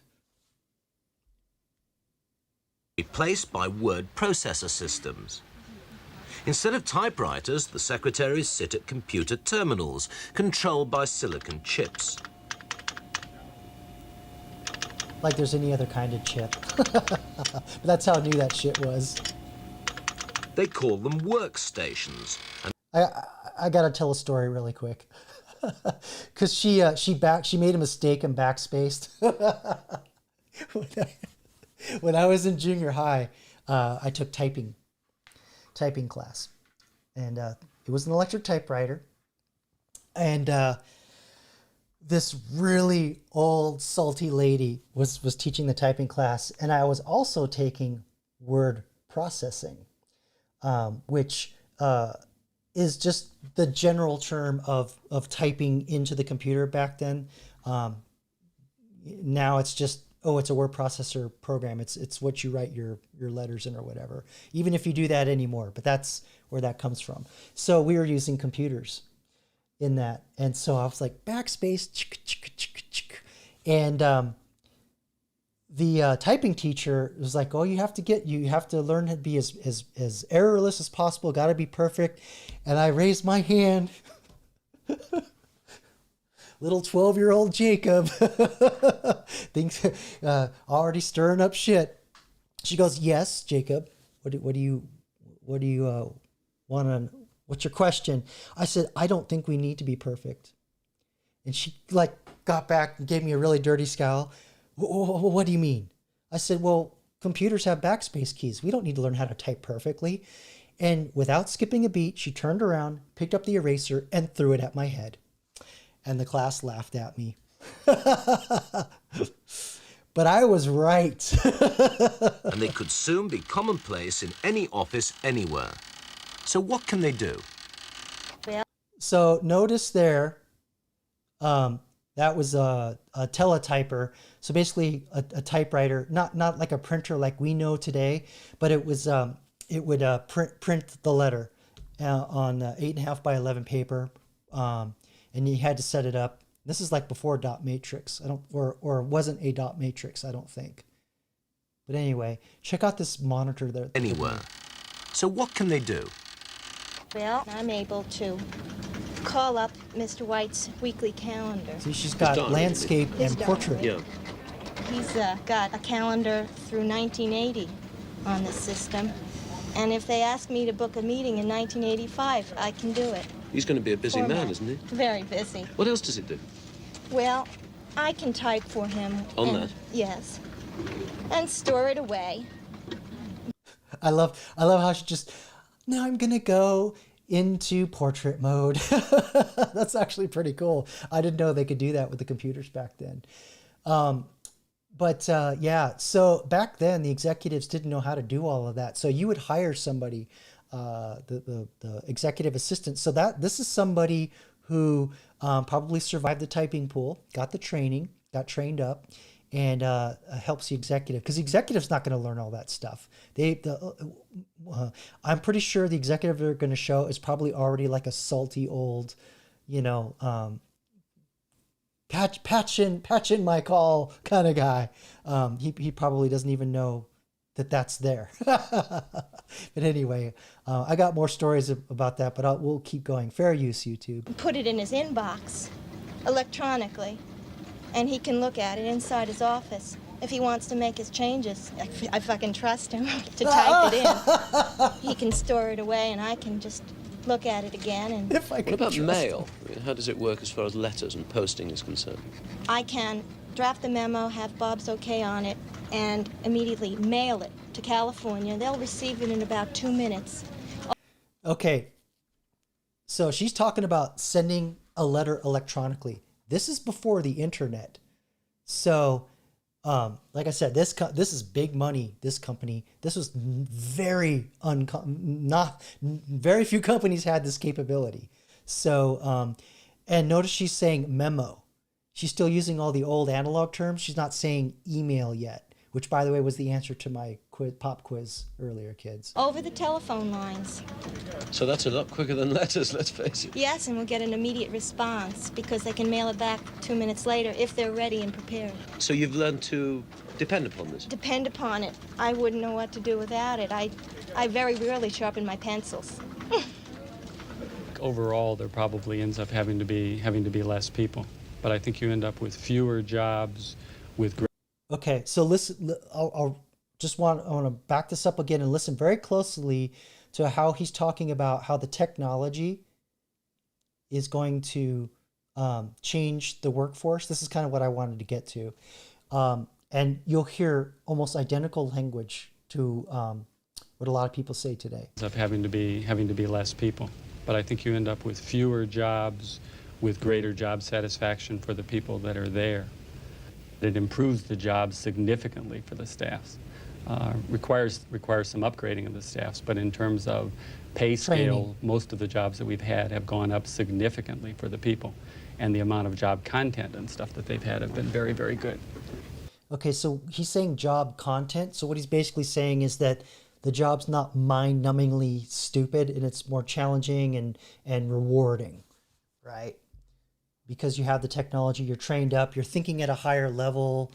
And for back then, that was, a pretty complex job using the technology. But by today's standards, it's quaint, to say the least. Okay, fair use, YouTube. Let's continue. Oh, hey, Freedom Fighter. Thanks for coming out tonight. Actually, you know what? Let me rest my brain a little bit. Let's see what all you're talking about here in the chat.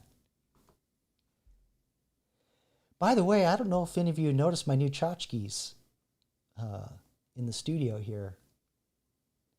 I'm really surprised Batty didn't say something by now, but anyway.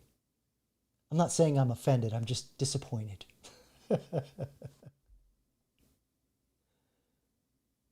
Oh yeah, Lisa. Yeah, I remember. 55 cents to ride the bus or train in NYC. Yeah, 'cause I remember I grew up in Southern California, so I remember it was 55 cents to ride the bus. And actually, I think that was both ways. You get a paper to get the return trip. But, big city, I'm sure you had to pay 50 cents both ways. Yeah. I remember Snickers were 25 cents, and you're saying 15 cents for a TV guide and 10 cents for a phone call. Yeah, the dime on the payphone. Yeah, there was. Yeah, if you had to call home, you either went to the front office at your high school, or you dropped a dime at a public telephone. Oh, Adrian, I'm disappointed in you. Even though I took typing in high school, I still have to look at the keys. Yeah, hunt and peck, right? Going like that. The key is it's all in the wrist. And keep your thumbs out, kind of like drinking tea. You put out your pinky, but with the hunt and peck, it's got to be the thumbs out. I just made that all up. I don't really fucking know. Yeah, that's a really good question, Lily. Where does Superman change his clothes these days without a phone booth? Maybe he does like a high-speed pirouette. I don't know.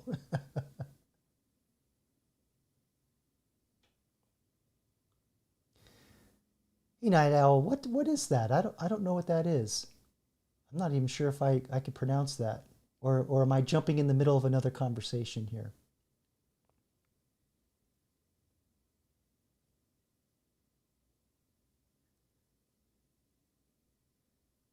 Okay. All right, let's get back to the time capsule. Soon, magnetic disk or tape memories may be replaced by new methods of storing information with even greater capacities. This is similar to the video disc, only it'll be used to... My eyes! But look at the size of that thing. So this is the commercial grade CD-ROM that I was talking about earlier, that only stores 1.6 some odd gigabytes of data. Store data. It's a new development which will be available in about 3 years' time. Now, it's really a gigantic memory bank. And what a memory it's got. A laser is used to burn tiny little holes into the covering inside the plastic. And it'll take 10 billion little bits of information. I love how he's just like putting his paws all over that. He's like touching the because when I had music CDs, I'd be all like, super careful. Anyway, fair use, YouTube. And that's what they look like, magnified. Now, you can only use superlatives to describe a thing like this. For example... By the way, that's binary, on or off, right? Binary, which is not going to be a thing much longer with quantum computing, if I understand it. You could get the entire Encyclopedia Britannica on one disk. Or if you wanted to, you could store the names of every single person in Britain. He keeps and that's touching it. 55 million names. One disk like that could store all the data held in these filing cabinets. In industry... Yeah, so imagine all the space that's opened up from all those filing cabinets going away. And you know what? Fuck the Dewey Decimal System. Fair use, YouTube. Next. Industries where work means pushing information around, like banking and insurance, the consequences could be dramatic. Halving a workforce in an office like this because these people are replaced by a chip. Overall, it must mean a diminishing of the number of jobs available, not only in the UK, but in every industrialized country, in Europe, in the United States, absolutely everywhere.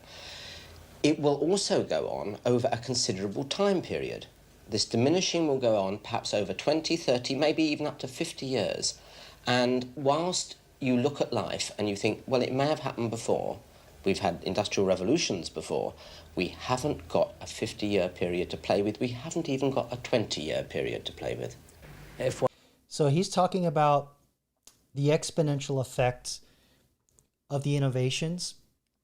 Ray Kurzweil, in his book called The Singularity or something like that, it's got the word singularity in it. But basically, this is where I get where every previous innovation is built on the bones of the previous one.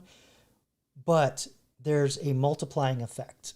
And so those periods of the short-term job loss the job loss he was talking about get shorter and shorter. But he still wasn't sure how long it was going to take for the new jobs that would be created to come out. And he was talking on a scale of 20 to 30 years. I don't think it'll take that long with the AI stuff, but yeah, pretty interesting.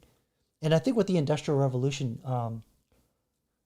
I think it took about 125, 150 years to get to the point to where how we understand what the Industrial Revolution eventually became.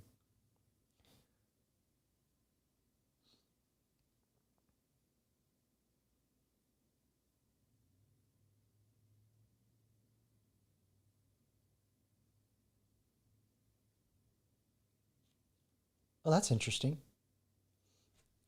Jobs in Europe, for example. I'm sorry, I did not have the video on. I'll put it back to where we left off. I'm sorry. You're like, he's talking to himself. He's crazy. He's lost it. Overall, it must mean a diminishing of the number of jobs available, not only in the UK, but in every industrialized country, in Europe, in the United States, absolutely everywhere. It will also go on over a considerable time period. This diminishing will go on perhaps over 20, 30, maybe even up to 50 years. And whilst you look at life and you think, well, it may have happened. Who wants those lapels to come back? Look at that. Look at that. Wings. Shirts had wings in the 70s. Fair use, YouTube. Before. We've had industrial revolutions before. We haven't got a 50-year period to play with. We haven't even got a 20-year period to play with. If one looks what has happened in the past, since the computer industry started, for example, I think there's no evidence whatsoever to say that people have been put out of work. In the 1950s, for example, we thought that the computer would take over everything. It really hasn't. And in fact, the number of jobs in Europe, for example, associated with the data processing, and I would guess will be something like 1 million now, where there was 0 25 years ago. Yeah, so data processing, that's basically the new typing pool. People would convert analog paper into digital information, text. And, oh, dude, I paused it right where I totally Gorbachev'd his forehead. I'm sorry. I am easily entertained. What can I say? But because it's like, going into the 80s. Anyway, yeah, so the digital typing pool, but now all of our documents are created 100% digitally. So the idea of data entry is really not a thing anymore. And even AI, you can take a picture of something and look at it and go, yep, and just put it in, no problem. So all those jobs gone. Okay, fair use, YouTube, continue on. Your view is exactly the opposite to that held by a lot of trade union leaders who say that there's going to be widespread unemployment, that prospects of, say, 5 million unemployed in this country are not unrealistic. I think it's just rubbish. I think, frankly, no one knows what's going to happen. The CBI, a couple of years ago, did a study which said that if we got just 1% more of the world trade, of manufacturing industry, then we would get 400,000 jobs in this country. I think we. Oh, yeah, they didn't have globalization and immigration like at the scale in the UK like they have now. That's a tough one. But yeah, I gorboed him, huh, Lily? I didn't mean to, it just happened. Just checking the chat here and see. Okay, we're good. I'm all caught up. But it's just really interesting to see how a lot of the way they talk, it's very similar. All the same fears, the same worries, but the speed with which it's happening is accelerated. We could probably produce our present output of goods and services with something like 20% of our current labour force. But that means that we may have to face the possibility of up to 80% unemployment in normal manufacturing industries among people for whom we have no further jobs. 80%. They were worried about 80% unemployment. And it's funny because a lot of the automation that came created new jobs as a result of that. And something else that's kind of funny that I remember, I don't know if y'all remember the Sears Roebuck catalog. Remember the big Sears catalog that was like super thick? When I was a kid, the parents would go, here, circle what you want for your Christmas present. And like, damn thing was that thick. And I'm trying to remember what year it was. It was definitely the mid 80s. And they announced that Sears Roebuck's catalog was going to be no longer produced. And there was a huge fear that it would cause a major economic downturn because the number they gave out is that it took 80,000 jobs to produce the catalogs. The people that, do the layout, the photography, it was a mammoth effort to make this catalog. And this is still like well before the internet. It just became cost prohibitive to make the catalog. But anyway, just another little nostalgia for you. Back to it. Fair use, YouTube. I love you. I don't think that will happen. In my opinion, if we embrace the new technology and use it, it will create many new jobs. It will create a very significant shift of jobs, and new products and new industries can be built to replace the old ones. The technological change is happening so fast. Will ordinary people be able to change their ideas quickly enough to keep up? That's a word processor. At Texas Instruments in America, sorry, I for fair use, but also too, this is a word processor, and the reason why I know that is because you see those characters going along down the side. That's yeah, that was indicative of the word processors back in the day, and then right there was doing your word count, and I think there was some other indicator there. But yeah, this is I think this is actually the Acorn system, which is what I learned word processing on. Looks very familiar actually, but listen to the keys. There's some chunk in there. It takes 20 seconds to beam a message by satellite to any part of the company, anywhere in the world. Compared with that, transferring information on paper seems positively medieval. Electronic mail is bound to spread to other international firms. Eventually, our own personal letters could be electronic too.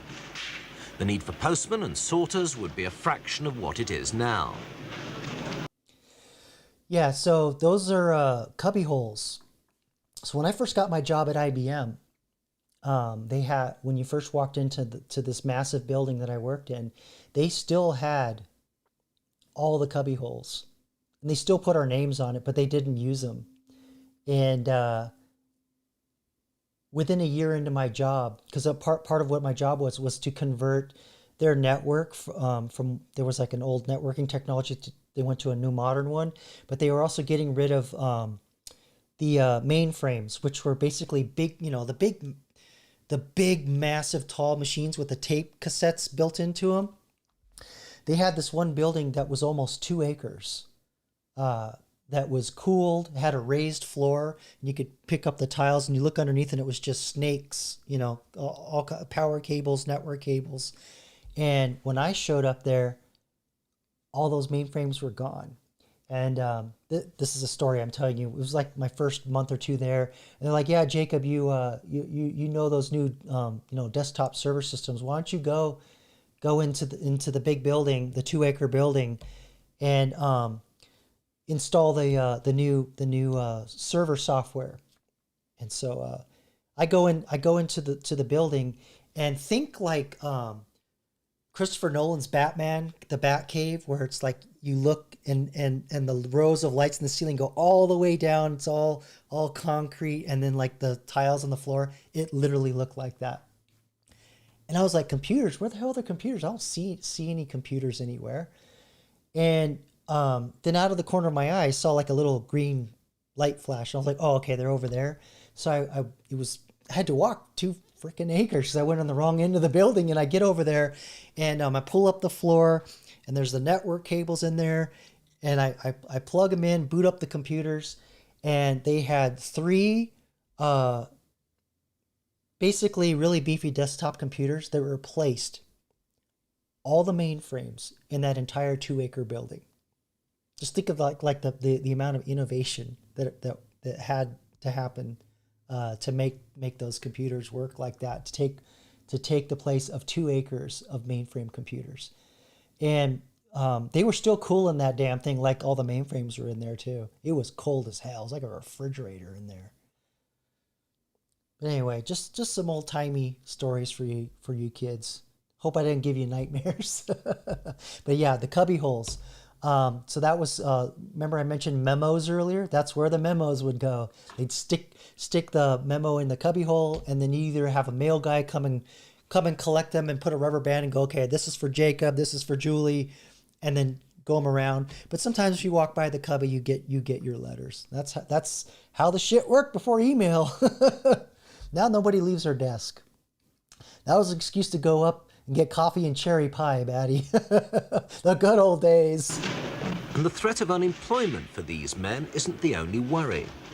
With bigger data banks, more and more international hookups, Information passing from one computer to another computer, how will we decide who manipulates the networks? That's a big question even back then. So I didn't even know they had, well, yes, they did have networks, but not in the sense that we understand them today. But he's already talking about like who's going to control the traffic, who's going to control the data. Already it's getting dystopic. So I could stop here. There's another 10, 12 minutes if you want me to keep going on. I'd be more than glad to. I know this is kind of a long one, but this is it's really fascinating to me. I hope you're enjoying this as well. But I'll keep going unless you guys want me to bring on the AI characters. We'll play around with those a little bit afterwards, or I can do it now. Just let me know.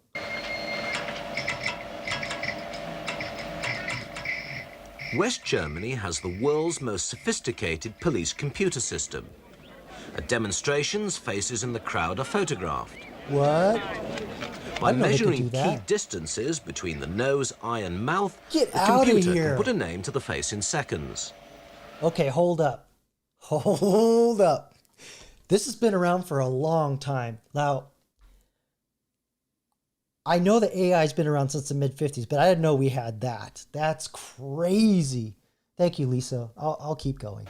It's a powerful weapon in the fight against crime, but it could also be a political weapon. Yep. If all the agencies of the state are linked by computer, health records, tax records, police records, then any agent of the state can have immediate access to private information on any citizen. Well, the capacity to control society because of this technology is almost limitless, unfortunately. That's why we've got to be so vigilant it's untrue. You see, we're going to have immense databases, you know, amounts of information which could go into everyone's home. Someone's going to control that. You can't do it without this technology. You're going to have personnel records built up at work. You're going to be able to link computer to computer. You're going to have to be able to link computers across continents. Wow. So he's already like describing the internet and what's going to happen with HR. Bastards. Fair use, YouTube. Just bouncing off of satellites. Human beings won't come into it. And the amount of information and data which is going from one bit to the other bit, if that is just allowed free rein and you get some unfortunately nasty people controlling that data, then I really think it's God help society. We haven't even got to AI yet, brother. Wow. It just always amazes me how sophisticated technology was in the past. Because I always think of it like more quaint, like, and I'm just always surprised that like that they really had a lot more going on than I remember. That's crazy. We'll have new data information available for your television set with Prestel and CFAX and view data and so on. So increasingly people will be able to call up instantly vast amounts of information, and in my opinion only the experts are going to be able to cope with this. I know I'm pausing a lot, but he's basically kind of describing what eventually became Google. Back then, I guess we call it querying today. I don't know if anybody still uses the term query to query a database. Now we just say Google it, right? But that was the prevalent term in the old days. So it does present a real understanding credibility problem. What we're doing, in fact, then, is the danger of creating two sorts of society. Those who know and have the power of that knowledge, and those who don't know. Indeed. And the vast bulk of us. Indeed. And if I had to say what is the most important thing this nation has got to do, it has got to improve its education, the whole population. So increasingly people are helped to understand this sort of thing, and increasingly people can be retrained. That never happened. Why do you think we call them smartphones? Because they make us dumb. For a new and different career. So in the whole field of handling education and flow of information, that is our single biggest problem area. Forward 20. Oh. Left 90. I haven't got to this yet. I haven't seen this. Forward 20. At the University of Edinburgh, local school children are already benefiting from work which uses the new technology. They're using a robot to construct I love how he's calling out robot commands in Scouse with the Scouse accent. I'm sorry, I'm entertained easily. But yeah, so just think of like, I bet you this was like a private school. There's no way this was like a trade school or a regular school. This is money right here. Geometric figures. It helps them to learn geometry, and it also teaches them about programming computers. And we got a score. There are many examples like this in Britain, and yet it's vital that future generations should be trained to cope with the new technology. Wait, hold up. Was that kid touching the screen to manipulate something? I don't think they had that back then. Hold on. Yeah, right there. You see, right here?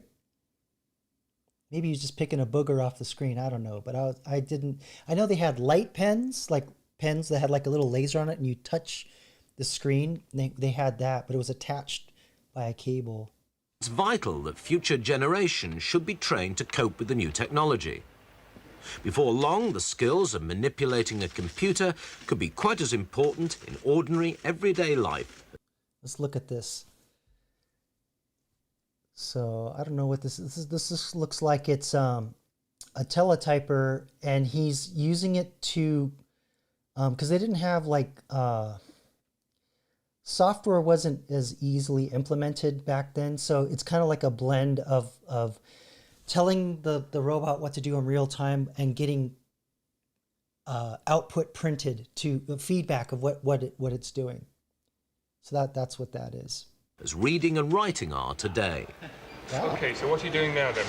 I'm getting it to move up towards the right and copy it. Okay, so what do you have? As well as new skills, whole new attitudes of mind will have to be No developed. mouse. That kid was badass. No mouse. No 3D. No, you couldn't turn the object around. Children should know what they can do and what they can't do, and dream about the things they might do in the future, and that's an important part of education.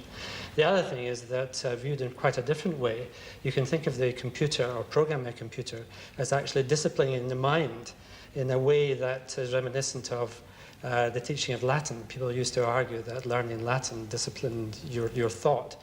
And when you program a computer, you really have to think out the problem very precisely in a step-by-step fashion. So this is... I think he's talking about critical thinking and judgment, something that AI is kind of taken away a little bit, and that's why we still need the humans to jump in and control the things. But yeah. I think I've told this story before. In high school, my trades, my high school canceled all the trades, and I ended up getting into the computer lab we had in the high school. And my teacher, who was also a mathematics teacher, talked very similarly about how, why you want to learn to program. So what, new Latin? And it's like a new Latin almost. Once the computer skills have been mastered, the technology makes information much more... Here we go, Night Owl. This is your jam right here. You're going to like this. ...more widely available. At this hospital near Edinburgh, junior doctors are being trained to use computers in diagnosis. The doctor asks the patient a series of set questions. The information on the form is then fed into the computer. Now, really quick, just think about back then. I've talked about how AI has been around since the mid-50s, but it really was like nation state, military, took a lot of money, took a lot of processing power, and only militaries and governments had that kind of money or access to processing power. So this would just be like an if this then that, legacy code, which tell me if I'm wrong, Night Owl, but that's kind of forgot what they call it, the triage, where you diagnose and you kind of go down through a chart. So this would have actually worked quite well back then.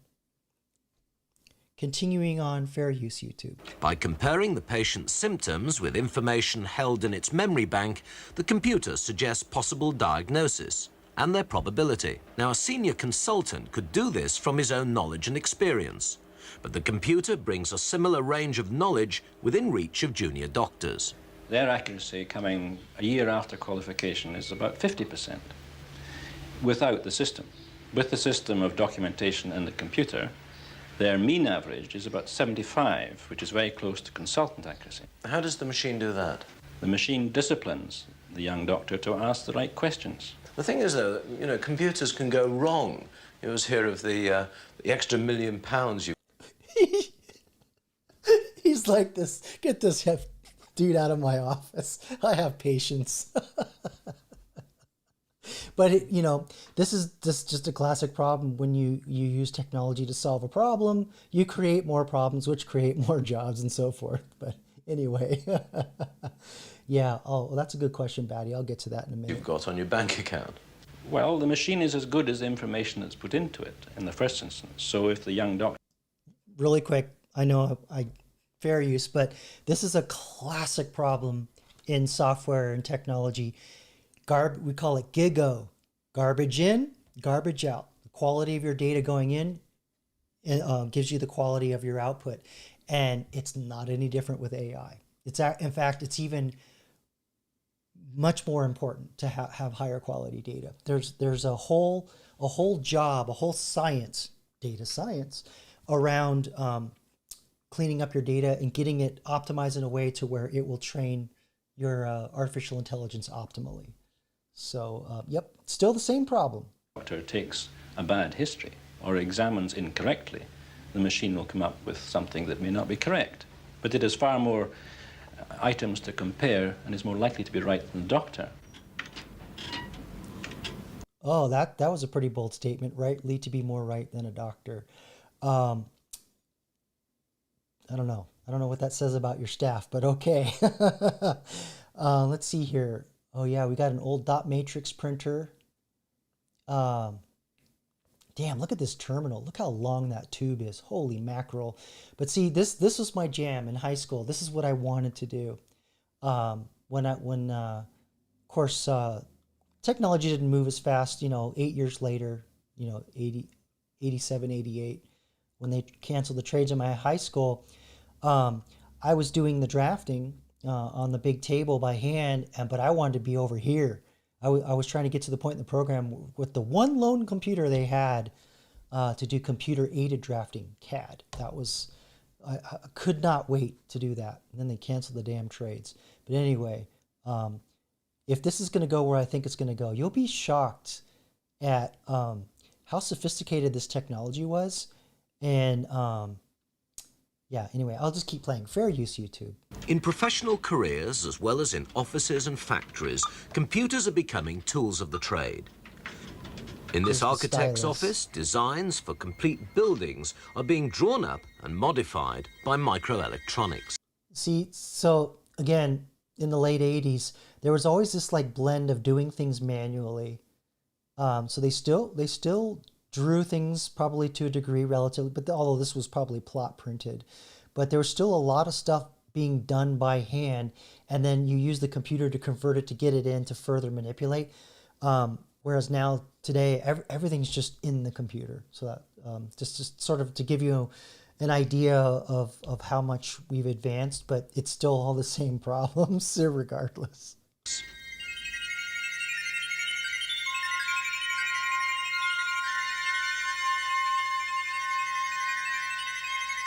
Straight up Tron. Look at that.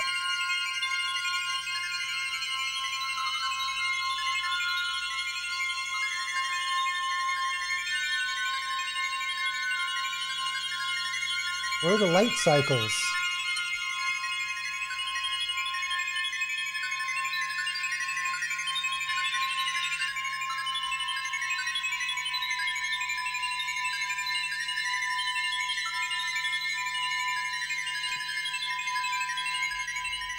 But as the technology multiplies and the skills change, will some of our old manpower be left behind?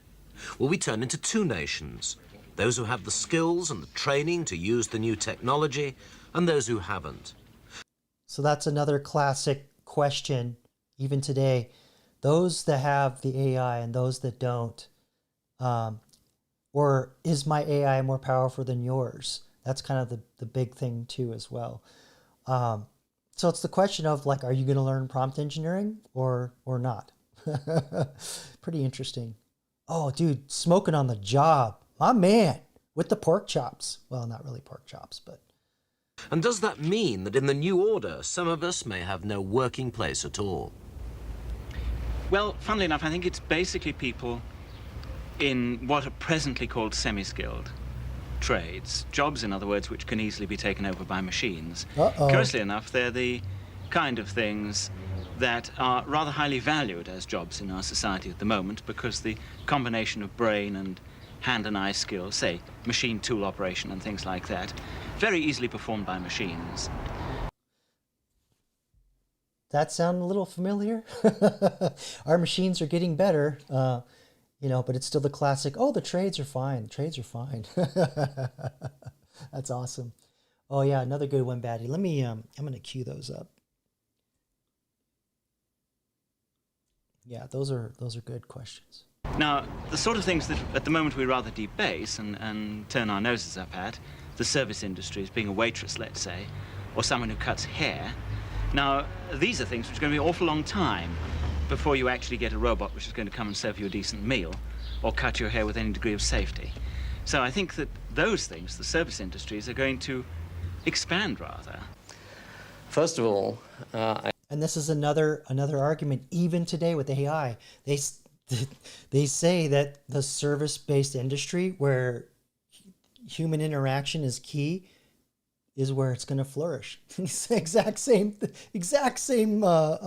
conclusion. That's hilarious. I think there'll be those people associated with creativity, creation of one kind or another. The artists, the potters, I think all sorts of creative work will go on. Secondly, excuse me, I think that I will see that there will be a development in what I call generally the caring industries. And I suppose the third thing is just generally the development of the leisure industries, the service industries, and I would see really quite an increase in employment opportunities provided by those service industries. We need more healthcare. We don't treat the mentally and physically handicapped properly. We don't educate people properly. And they're all people-to-people jobs. And you can start training people to actually do those sort of jobs. A second way of doing it is to actually work share. Interesting. Sounds like he's going to start to go in the direction of the 3-day work week. It's kind of what I'm picking up on here. But yeah, the other side of the same, or the different side of the same coin, is all these jobs require emotional intelligence, critical thinking, judgment, and empathy. All things that AI severely lacks. Same exact thing. To say, look, we work too much anyway. Why is life all about working? Why isn't it about leisure and work and families and work? In which case, I happen to think you diminish the number of trips to work rather than shorten the working week. You go for 3-day weekends, 4-day weekends, things like that. Okay.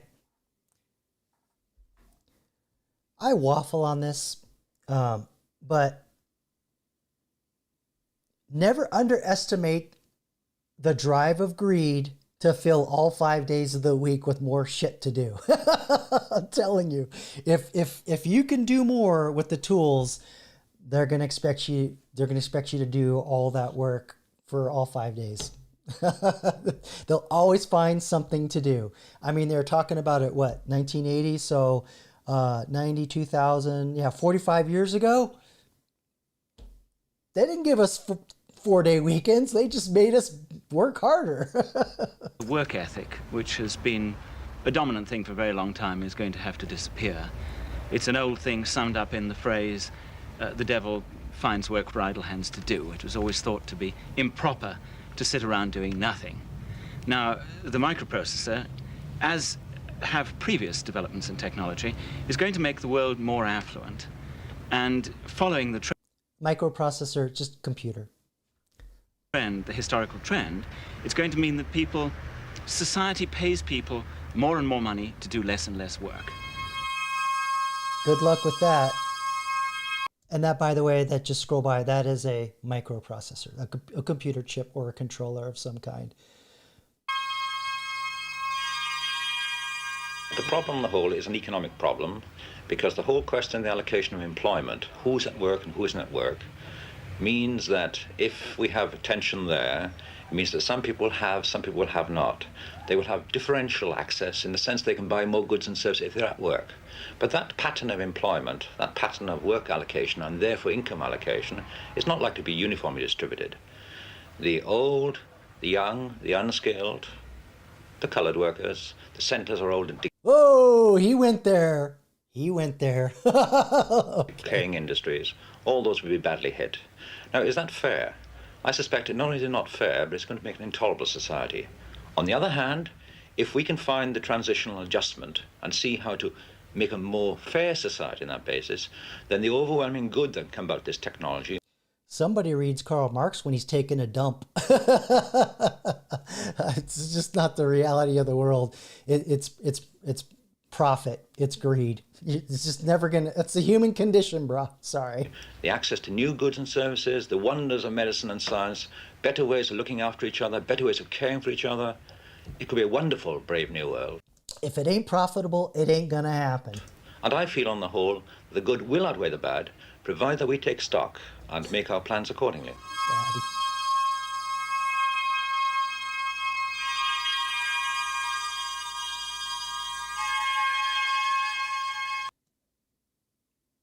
Rainbow, ribbon cables. That was the thing.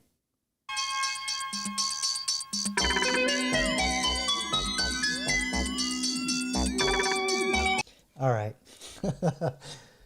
So what'd you all think? Kind of interesting. Different time, same human condition, same problems, different technology, similar problems. They just never get solved. Yeah, so if you want to watch more stuff like that, go to the BBC Archive channel. They have all kinds of really cool videos. Actually, I have a few more that I'm going to go through over the next several lives to demonstrate more how it's just the same thing over and over again. Ouroboros. Let's see here. We've got...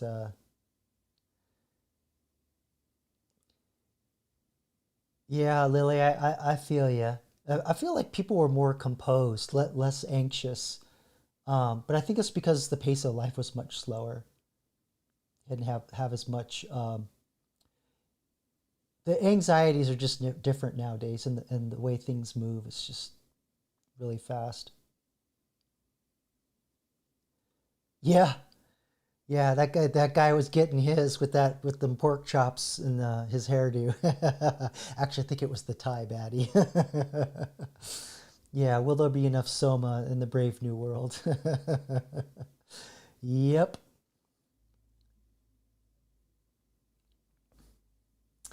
Oh, Adrian comes in with the scathing commentary. Big Pharma can answer that.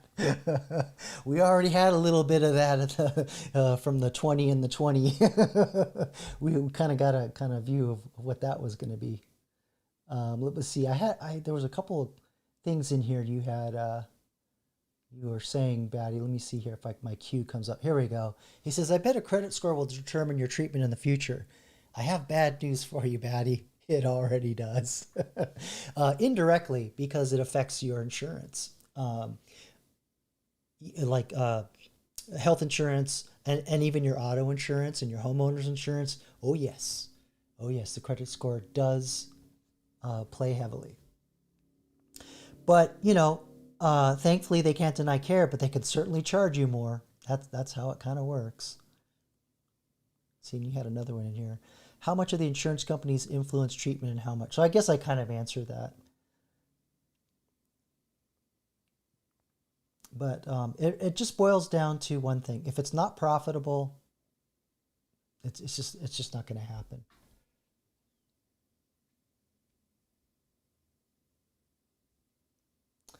Okay.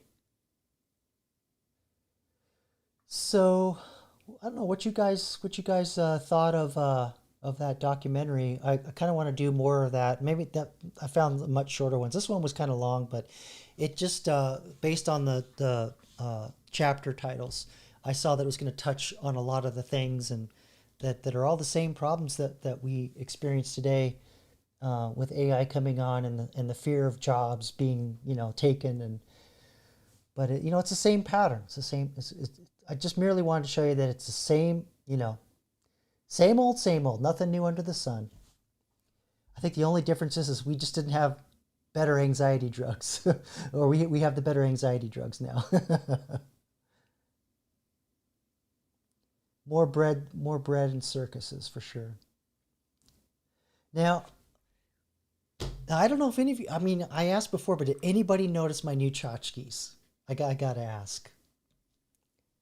Or do you even know what a tchotchke is? Maybe I'm using the word, like new objects in the studio.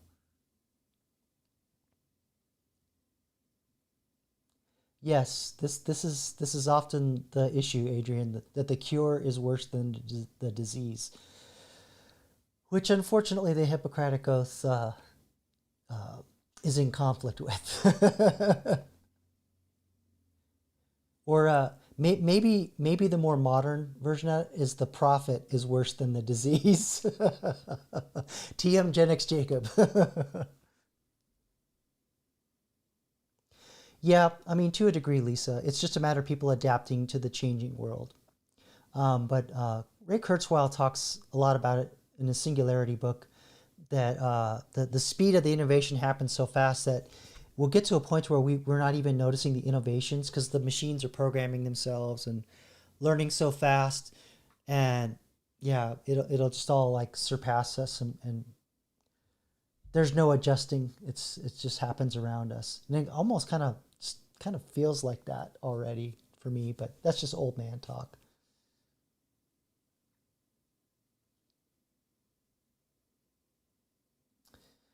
Yeah, ooh, you guys are coming in hard. So this is a pair right here. So no cure, just treatment of the symptoms. So yeah, Western medicine kind of has that attribute about it, let's just say. And then Adrian comes in and says they love repeat customers. Yeah, because it's profitable, right? It's more profitable to treat the symptom. It's against, oftentimes it's against their best interest to cure the disease.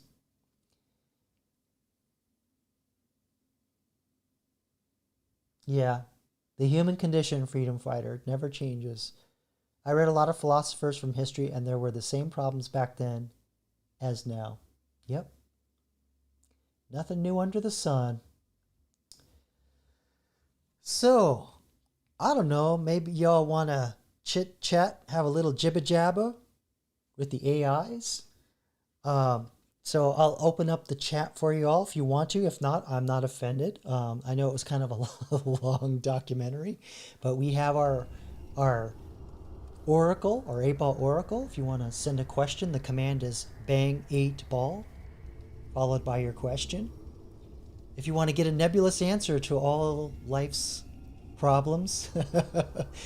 And then, of course, we have the Hail 9000, which it's a little more intelligent, and you can send your question in by preceding your question with bang H9.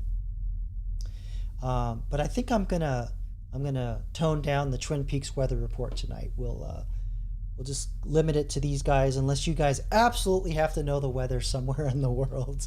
But let me know if you want to talk to the AIs. Oh, okay, we're getting some questions. All right, already.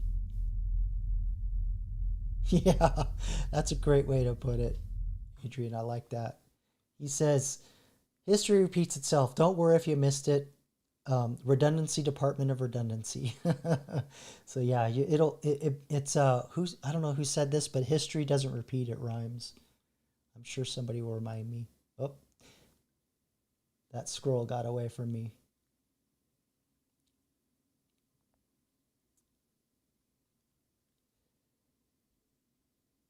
Yeah. I got an email from a sponsor that wants me to hawk a cryptocurrency. Hell no! I'm not gonna shill your crap coin. I'm just saying that because I saw Lisa's question about picking a lotto number. All right, so let's go over to the 8-ball, but, you know, I got to set the mood. So here we go.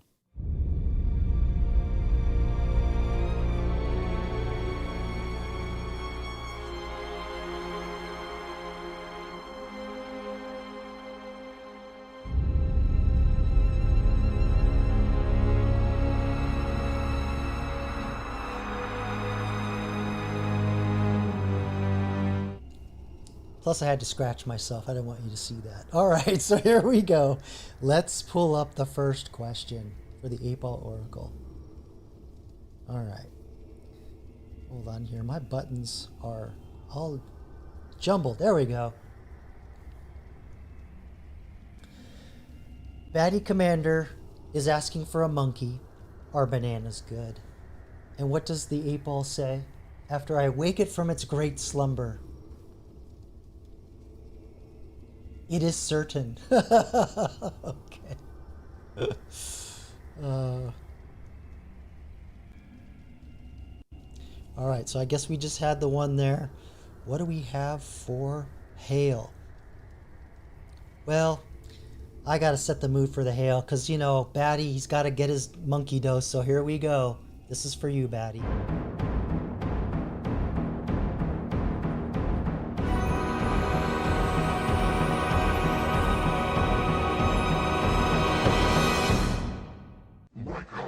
It's full of stars. All right, there you go. Got your weekly dose of monkeys. All right. Well, it looks like I won the slots over there. Let's see. Oh, is this a old question, or did somebody actually ask that again? Didn't you ask that before? Not pulling in the avatar. Well, because we asked that before, I'm gonna pull in another one. Oh, I pushed the wrong button. That was me. I did that. I broke it. I broke it. Okay, hold on a sec here. Whoops. I have to do some window control here.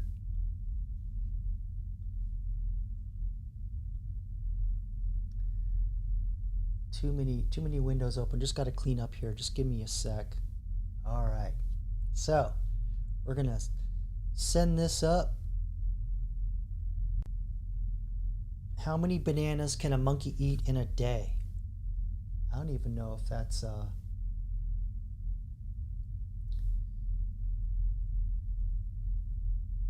safe question.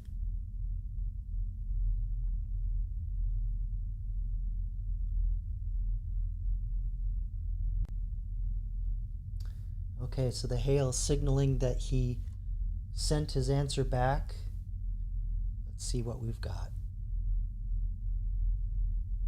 I've considered this question in terms of both biology and behavior. Monkeys in the wild consume a diverse diet, not restricted to just bananas. However, if permitted, a monkey might consume several bananas in the course of a day, depending on dietary needs and availability. It's important to remember that variety is essential to their health, which should also be a consideration. Stop abusing your monkey, Batty. Let's see. We have another question for the hail. Okay, so Lisa wants to see how to pick the lotto numbers. Excuse me. So I'm going to transmit that to the hail and see what he says. He's confirmed receipt, so he's mulling on it. It's that slow 1960s analog technology.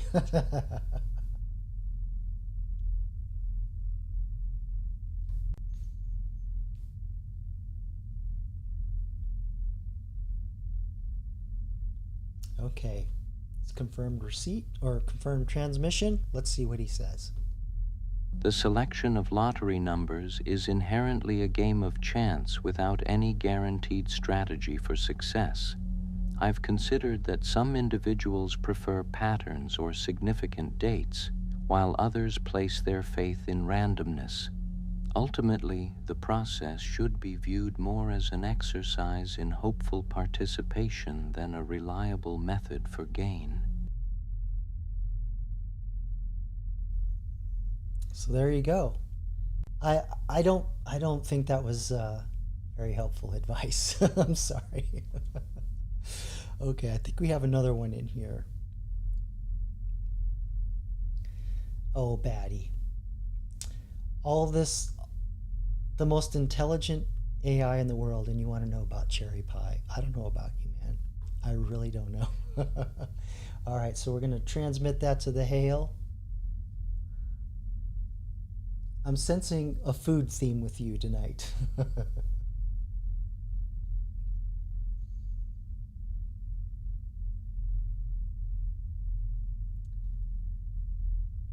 Okay, he's confirmed transmission, or return transmission. I've considered the question of subjective preference, especially regarding something as varied as pie. Cherry pie's appeal is undeniable to many, with its balance of tartness and sweetness. However, I can't help but think that the best pie is ultimately a matter of personal taste, shaped by individual experiences and memories.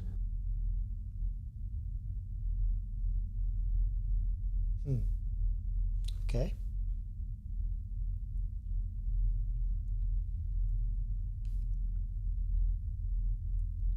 What do you think, Batty? Was that satisfactory? I don't know.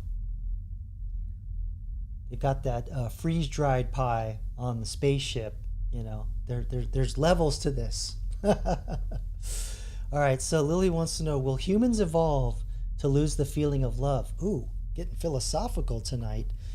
We'll transmit that to the hail, see what he says.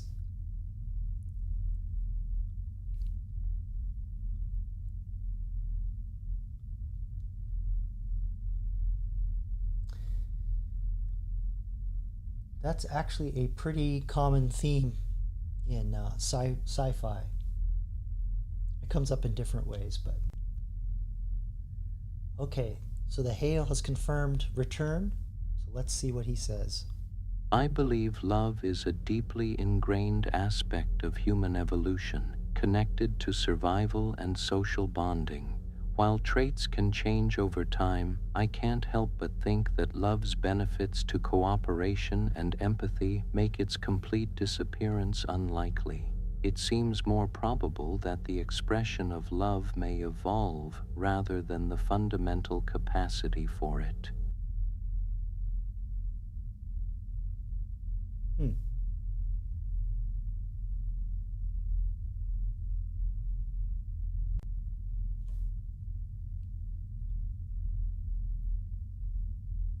Yeah, I think Freedom Fighter's onto something here. I think he nailed it. He says AI's favorite pie is pie. 3.14, kids. Awesome. So you like that one, Lily? Okay, cool. I was kind of trying to figure out what he was getting at, but yeah, it's kind of already what's happening today, don't you think?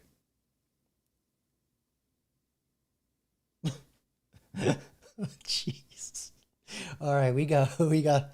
This is actually pretty funny. I believe love is. All right. Let's see. I'll pull it in. I don't know if it's the next one, but yeah, Batty Commander. This is actually inquiring minds want to know. Batty Commander asks, if my car travels at light speed, will my headlights work? I think what you mean to say is, will you actually be able to illuminate in front of you? That's an interesting question. Will the light bend? Will it match the speed? I don't know. Let's transmit that to the hail and see what he says.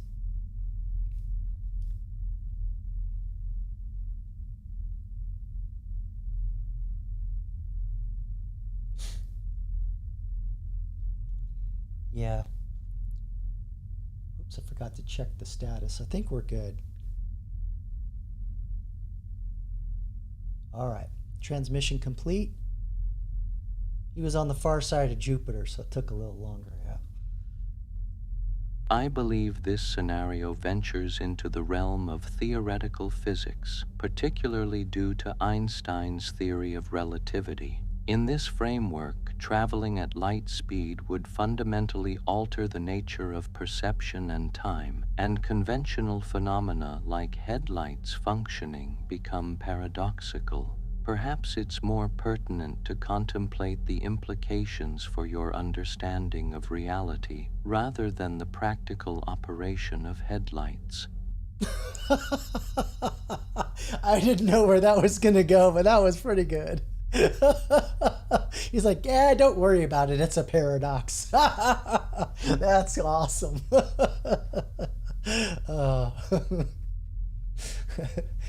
I've got a paradox before my very eyes. It's nothing. That's funny. Let's see. What is the peak male fantasy surrounding women? Oh boy, Rexus. I don't know. Let's see if we can get Hal to give us kind of a milquetoasty answer. I may have to shut down the stream with your questions. I don't know.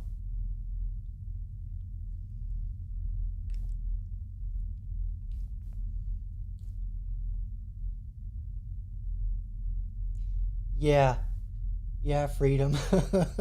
I agree.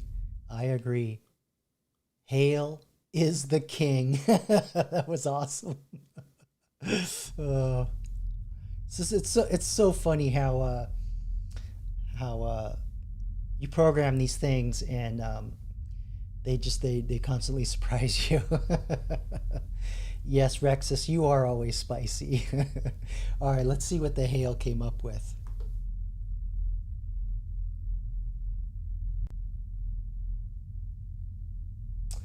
Uh-oh.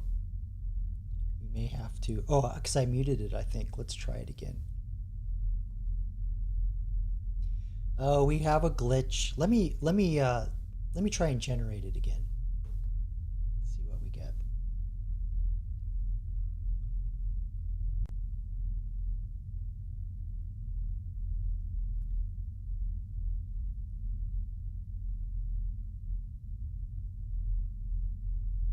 Okay, I think we got it this time.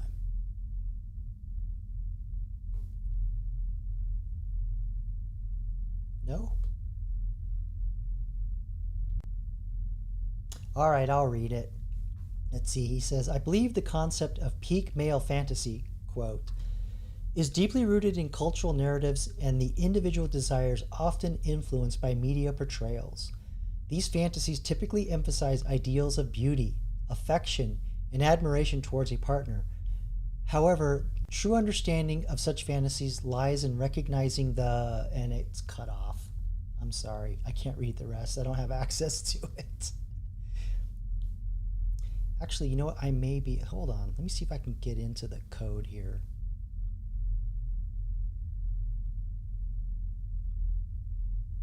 Okay, here we go. However, true understanding of such fantasies lies in recognizing the complexity and variety of human desires rather than reducing them to a singular notion. That was kind of wishy-washy. Let's just be real. Are you satisfied, Rexus?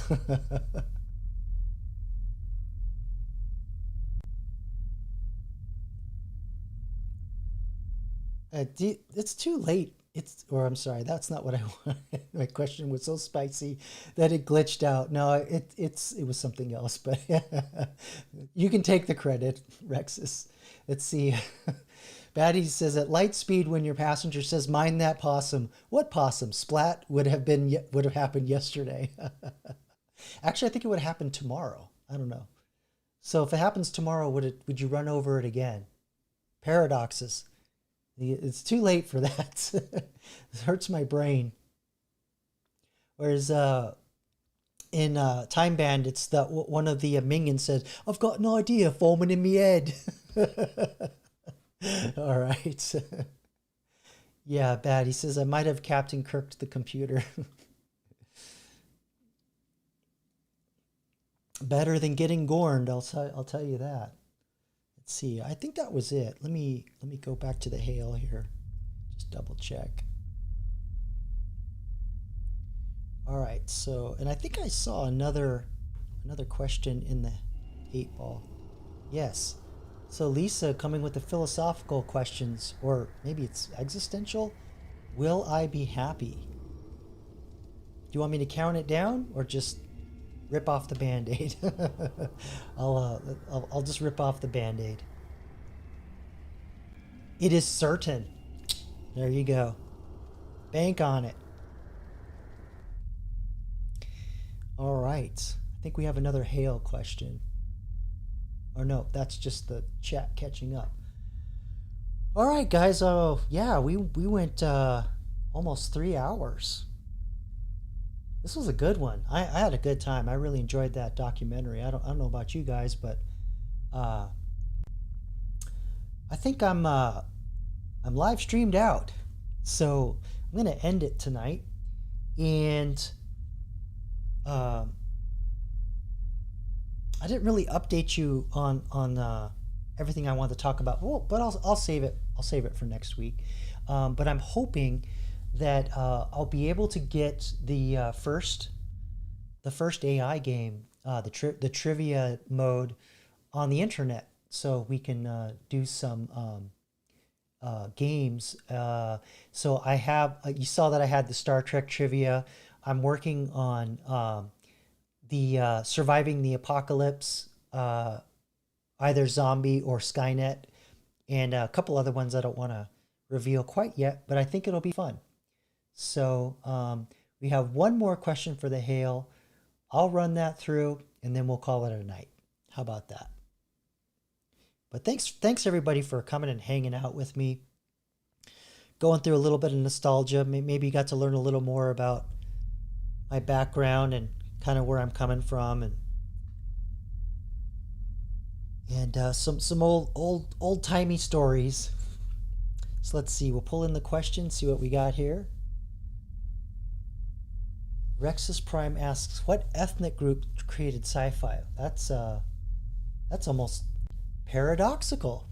Let's see. Well, I'll send that up and see if the hail can handle it.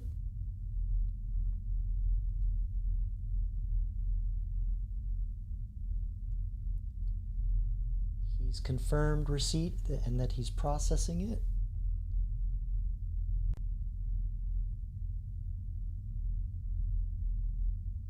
And his answer has transmitted back successfully. Let's see if it'll play. Oh, we got something going on here.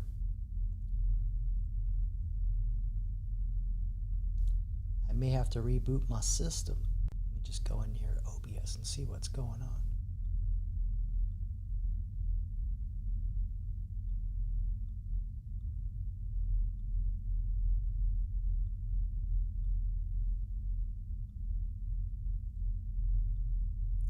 Try one more thing here.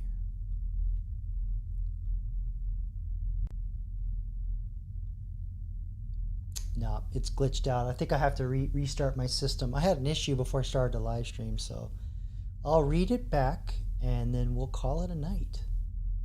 Let me get up the full text here. Let's see.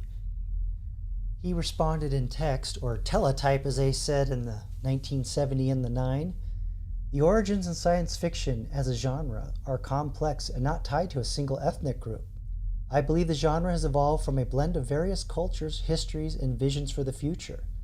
Early science fiction influences can be traced to diverse origins, from ancient myths to literary works like Mary Shelley's Frankenstein, embracing themes that continue to inspire across cultural boundaries. So there you go. Name dropping Frankenstein. Way to go, Hale.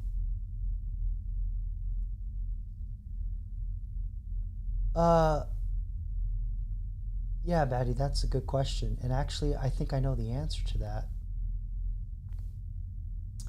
Let's see here. We've got scrolling. So he's asking, how did Mary Shelley know about electricity before electricity was a thing? And how many doctors did she hang out with? Well, she was aware of experiments of using electricity to make the frog leg move. She was aware of that. And Benjamin Franklin's experiment where he did the kite thing. I believe that was the late 1700s that he did that, like after the war and stuff. So that was later in life, I believe. But electricity wasn't being used in the sense of how we understand it to power our lights and all that stuff. Oh, thank you, Lisa. I appreciate that. She says she can go all night with the live stream. All night. Lionel Richie. In case, I was out of tune, you couldn't understand what I was doing. Oh, yes, Adrian's asking about the infamous black SS soldiers that were generated, the images were generated. Yeah, that was Gemini. That's actually a perfect example of what happens when you take humans out of the loop and don't test the damn things and, make sure that it's not doing goofy stuff like that. Plus, there was a little, DEI spice put on that too, some wokeness that kind of infected the AI a little bit. There was another AI, famous AI incident. I think it was... let me call it up real quick. Where I think it was Microsoft opened a chatbot. Hold on. Yeah, I'll switch over here. It opened a chatbot to the public internet, and within hours, they polluted it. The people talked all kinds of shit to it, and it became like a racist old man. Let me see if I can call that up. What was the Microsoft chatbot that was polluted with internet interaction where it became racist? Let's see if it can infer enough from that. I'm pretty sure it was Microsoft. Yeah, Tay. Yeah. The chatbot you're referring to is Tay, created by Microsoft Research and being launched on March 2016. Tay was designed to mimic a 19-year-old's conversational style by learning from user interactions on Twitter. So we all know how Twitter gets, now X. However, malicious actors quickly manipulated it, leading to Tay posting racist, sexist, and anti-Semitic and otherwise offensive content within 16 hours, forcing Microsoft to take it offline. So this is actually a huge security problem with AI. It's called prompt polluting, where you can actually influence the AI to alter its thinking. And if you don't secure the data enough, you could actually get the AI to give information from that should be anonymized or private. So yeah, it's a really huge problem in AI, and they go to great lengths to put, they call guardrails on the chatbots. And interestingly enough, there was a huge falling out in OpenAI in the early days amongst some of the founders. Some people didn't want to put a lot of guardrails, and others were like, no, we got to prevent Skynet. I'm being hyperbolic, but basically we have to really make AI safe, perfectly safe for everybody of all ages. And those people broke off and started Anthropic, which is created Claude, which is a chatbot answer to OpenAI. And then of course we have Grok, which I think perfectly kind of goes into the spectrum a little bit. It seems like it's a little autistic to me, which funnily enough, Elon is of great note, being on the spectrum a little bit. So Lisa wants to know what year I was born. Well, I'm 55, so that 1970. I was born in 1970. Missed the 60s by that much. I'm definitely sitting pretty in Gen X. Yeah, that was interesting, Adrian, with Mr. Mustache and Grok. Actually, I think it was saying that I am Mr. Mustache. Yeah. Oh, really, Rexus? I'm as old as your mom. Crazy.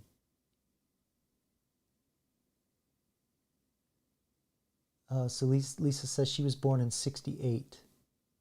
So you were a flower child. You were all about that. I can't now. Woodstock. You popped out during Woodstock.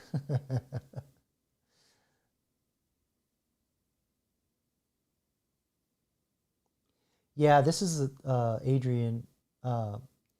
It's too much power, in my opinion. Should not mess with AI or put a whole lot of fail safes. Actually, you do need it. You do need the fail safes because AI unbridled. You think Grok is bad. It's very scary if you don't instill some kind of like rule system or ethics to a degree. AI would just be totally off the chain. And like other weird things too, that like picture this. This is funny. My mentor demonstrated how a large language model doesn't truly think or really understand the ramifications of what it's doing by basically saying, here is my spreadsheet. Now write a haiku about it. Now write a heavy metal song. Yeah, it was actually kind of funny. My spreadsheet. So yeah, without those guardrails, it's actually very dangerous, and you don't want those AIs floating around with bad actors. It would be bad. It would be very, very bad.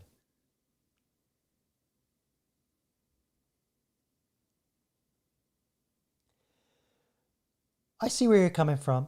If given the opportunity, would shake us off like a bad case of fleas. A lot of interesting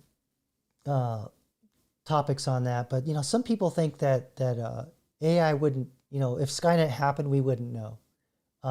We would be,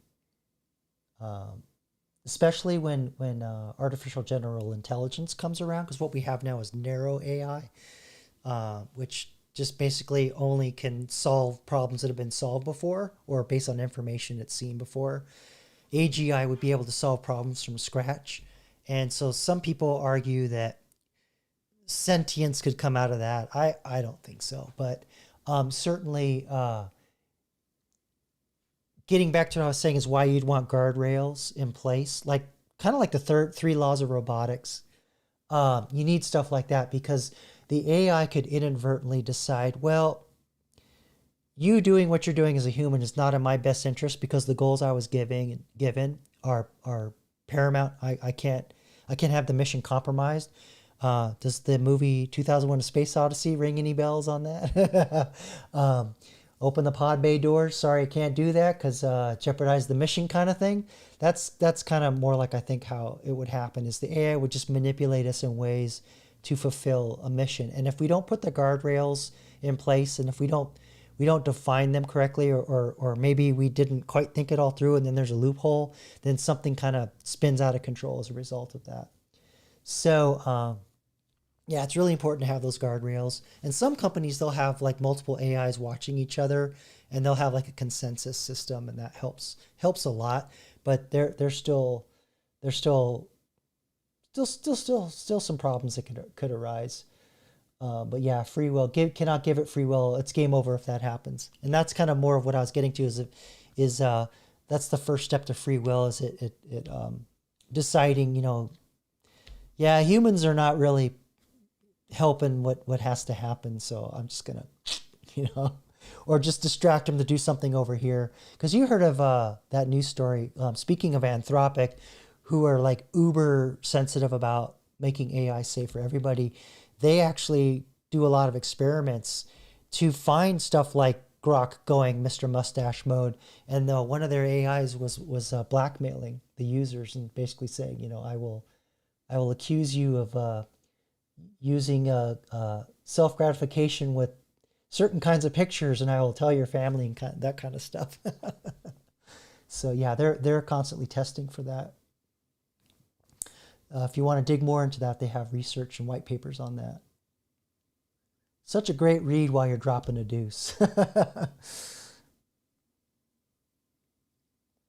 But if, by the way, if you don't want to, read the more science fiction or heavy academic stuff, you can drop the paper in here with the plus sign into an AI, and then just say, hey, summarize it and dumb it down for me, because to a high school level, AI is great at that, especially ChatGPT.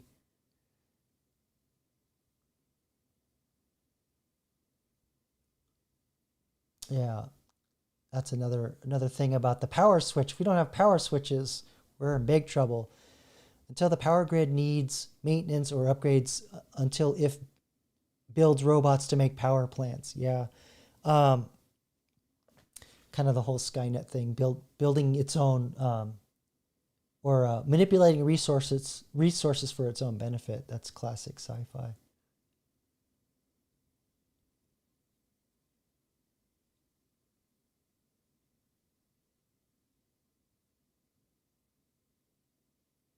Yeah, classic computer problem. AI needs power, unplug it.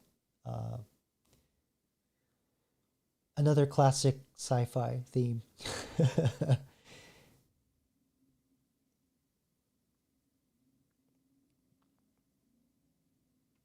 But I think I'm all throated out. I'm starting to get scratchy in the throat. So I'm gonna call it a night tonight, guys. Thank you so much for coming out, hanging out with me, and jiving on the documentary and listening to me yip yap about AI prophecy.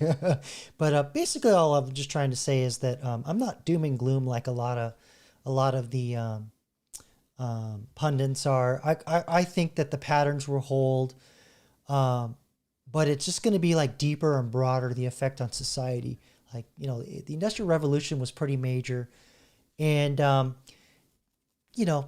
this is, I think it's on the same level where it's going to be a major upheaval, but I think it'll be a massive golden age. Because remember, the Gilded Age came after the Industrial Revolution, and the amount of money that came out of that, and the amount of opportunity and jobs, and lots of different like political systems and things popped up out of that, for better or for worse. But yeah, that's the kind of level of societal changes we're looking at.